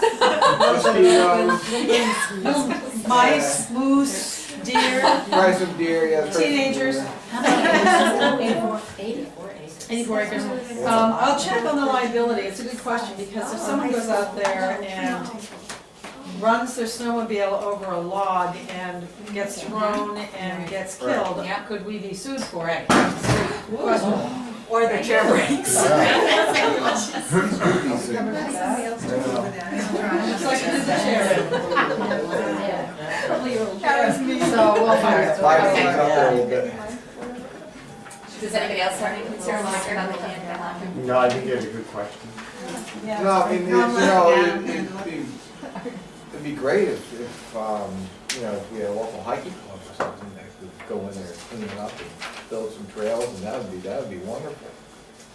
I don't. Aren't there things that, isn't there like the open space committee that they do like, Conservation Yeah. committee, that they take care of 2 sets of trails in town. right, and they schedule things, right, online? and Yeah, stuff. they clear them and cut them. Yeah. I mean, it's quite an asset, but it's also a liability, so let me check it Yeah, out. I would see what Primex tells I us. will. They might not even have us on the radar with that. They're going to know. Yeah, we might need an umbrella policy. It may fall under our umbrella policy. Yeah, yeah, I bet it does. Okay. So I guess that's still ongoing. Ongoing. We could have our meetings there. That should do it, 84 acres. There we go. We could build a campfire. Yeah. S'mores. Okay, Luminous, let's talk. All right, well, it's been brought up a number of times, the need to have Yeah. high deductible plan in order to not get nailed by the Cadillac tax. So that's why I'm proposing Luminous, and we can add it. We can add it anytime, no matter what. That's one of the things I wasn't We clear can on. add it, it's part of health source, health points, what is it? Health trust. No, it's part of health trust. 19 through 20. Yes, we can add it anytime. Okay. And it doesn't matter how many people, whether one person signs up for it, whether no one signs up for it, whether 10 people, there's no minimum. There's no negative impact except maybe more people have to sue. Well, yeah, I mean, But I just want to make sure, yeah. I mean, it doesn't sound like that. The advantage of Luminos is if we chose to do CHSA, health trust meets that criteria. I mean, to me, it doesn't sound like a bad deal. It's not, we're not forcing anyone to do something, we're just providing an option. You're just offering it. That's right. So right now, when an employee gets their benefit package, it's not on there. It's This just- is not. All we have right now is the Matthew Thornton, the Blue Cross. Well, and- this teacher CBA is very specific that they only have 2 or 3 choices. So we can't add any to theirs. then. Probably not to Probably not. Mine's, teacher. really, you sure, because my saying to the contractor, it doesn't say, it says health trust. I don't know, doesn't it? we'd have We'd to, have to take a look at it. yeah, we'd have The to. other question is, with the negotiations going on, do we want to do this at this time? Or should we make a decision after we find out whether or not the contract goes through and then figure it out? I mean, I was thinking about that, and my thinking is that we don't know whether the contract's gonna pass. Right, we don't know what the provider will be with. We have no idea. We don't know whether it's gonna be the But- UNOS but- or whether it's gonna be the But SOS or. my thinking is we say, if, this would be, depending what happens with the contracts, whether if they don't get passed, we'll have the Luminos. You know, it'll be there. But if they do get passed, we don't have, what? We should probably do Do this it in March then, because what if, Right. Andy, we put this out there and somebody does go on it, and then Right. in March, Right. we pass something else in it, and we're not even with Right. Health Trust, perhaps, we don't Right. even know. Right. Right, well, my only Then other, those people are stuck, because Right. they can't have it. my only other thinking too is, add a little else now, we can add an HSA, we put that in the budget. Where if we wait till March, we can't put it in the budget, we can't offer That's true. HSA. That is true. So That's true. That's the other, that's my other thought. Kind of of- a catch-22. Yeah. You know, I mean, it is a catch-22. You could add it to be added if Right. nothing changes. You Right. could put money in the budget for an Right. HSA if nothing changes Right. as an if. Yeah, we could do that. You could do that. Mhm. It takes a little more thought, but it could be done. Right. But I think we just need to protect ourselves, you know, against the Cadillac tax, so we need to, and even like the things, it may change, it could be conditional, whether regarding what happens with the contracts, it certainly could be. So people who aren't in the union, if they wanted a high deductible, low premium plan, Yes. They could do it. they could save a ton of money. They doing could. this. Yes, it could. It's just And like right especially if they're now, not using health the insurance. support staff are offered the SOS plan, the site of service. Right, Um, with Health Trust, right? yes. Right. They actually, right. Yeah, I don't know. I mean, that. I mean, we could put it on the offering for the administrative staff, but if we change, They'd have to. they'd have to move. change too. So it may be best to put it on for March, but if you want to build in an HSA, Yeah. that may have to follow a year later. Oh, I see what you mean. Yeah. You've done a lot of work in here, Otherwise, and you I have to understand. budget it now. But, It's yeah, just unfortunate. right, but I know, because, well, I can't even say that. Yeah, you can't say anything. No, I can't, no, not about, About the. not about this It's year. not negotiations. Not about this year. Not no. like we're trying to hide anything. Not about this year, no, not about this year. But, I mean, especially for people who have, I mean, an HSA is good for people who can't afford, you know, the expensive plans. Mhm. And, you know, and I know there's a lot of deductibles in this, but you give them the HSA that covers. Well, you know, Betsy and I were in Yeah. a conference today, as a matter of fact, and we found out that any contributions that you make to the HSA or the HRA Right. actually get added to the value of the plan for the Cadillac tax Oh, calculation. it Yeah. does. Wow. I know. It's a no-win. That's like counter. Remember we found that? Yes, Yeah. yep, yes, one Oh, of the things we really? learned. We went to a presentation on HRAs, HSAs, FSAs, and so much other. Is FSA, oh, that can't count. Like Yeah, that. FSA, no, because that's their money. Yes, Right, definitely. it's their money. That's too bad. Well, then, that kind of shoots everything down. After recalc, we'd have to. It'll still probably be lower, but How much? I don't know. Yeah, we'd There's have to just- sit down and there's- crunch We'd the have to lot of sit numbers. down places and crunch the numbers Yeah. and figure out Yeah. what we could give as a there's a lot of places HSA. there. Well, maybe then we should wait then. That's too bad. Okay. All right. Yeah, that was one That's nugget we didn't realize. You guys, yeah. Okay, so we'll, Pizzeria? yes, Yeah, yeah, pizzeria MOU. This is for the Very PTA. fine to me. I'm happy to I just sign have that. to trump it over if you guys agree to it. I don't have a problem with it. Okay. Yeah. If they decide to build something on that property, they just notify us saying it's no longer there, or If who's the they? pizzeria, what if pizzeria says, hey, we're expanding and. They would just notify us. Okay. It's a memorandum of understanding, it's not a contract. Okay, cool, all They're right, saying, for now, it's okay if you wanna park over there, okay. until otherwise. Till we build our mall. Oh, we have it all. Can I just ask, is that in place? Because I hadn't heard anything back from John on it. Is this in regard to the crosswalk? The memorandum of understanding, yes, is done. It's written. Oh, okay. Yeah. But Well, I mean, just the part where the pizzeria said we can use theirs, and they were willing to put it in writing that we can. Well, I use haven't their- approached them yet. This This is your decision to Oh. approve it, and then I will go and ask them. I Motion. misunderstood. I misunderstood. I'm sorry. Okay. I thought- So motion to approve I this. was no point for me to Version go over there of it. unless you guys agreed. Okay, Oh, I makes agree. sense. I agree, So it's written. It hasn't Yes, I been agree. presented Delivered. yet, Jen. It's written, but it hasn't been Do presented. we need to vote on it? Yes, you do. Nick. You need to move. Motion to approve this version of MOU? Second. Any discussion? All those in favor? Aye. Aye. Thank you, Betsy, for doing that. I misunderstood. I thought that No. Okay. Somebody has to, You know Nick, right? I've met him, yes. It's very nice man. He is very nice. Okay, and we're tabling policy DBJ, again. And personnel nominations, Jay? Jay, all right. Overnight coordinator for Berry Beach. Berry Beach, Kelly Booth. Kelly Booth. And Yearbook will be split with Dawn Kidd, Teresa Blaze, so Teresa needs to be added at the 375 rate. Okay. And then we have a new paraprofessional nomination for Mrs. Nean? Nine. I will never pronounce it right, Nyan. Thank you. She's actually been substituting for several weeks in the position, and has been doing an excellent job. She checks out very well, and we would like to nominate her. The information sheet that follows lets you know where the fund, how the funds sit. Yeah. And she just has to give notice to Market when she's working. Oh, okay. All right. So I need a motion to approve the nominations for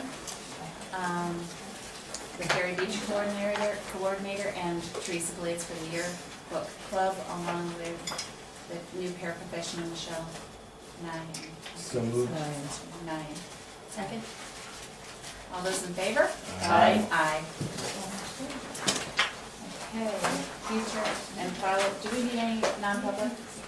We don't have anything on here, right? It's just for the student? Just for the student events, that's all right. Okay. Future and follow-up agenda items. I had the crosswalk, and I had to check in on the strategic plan and see if we need to be doing anything. We're working on a timeline. Oh, okay. And facility planning, I had that into, as just to keep it on the move. I'm sorry, what? The facility planning. Facility planning, Yeah. Okay. Yeah, we may have something. And of course,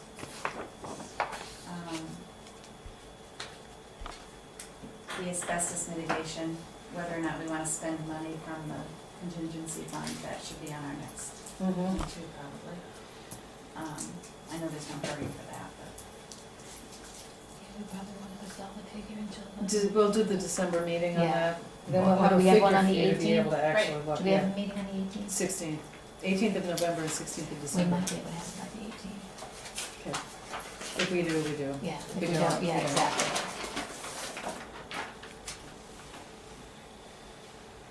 We have it on the 16th? 18th of November, 16th of December. Oh, yeah, okay.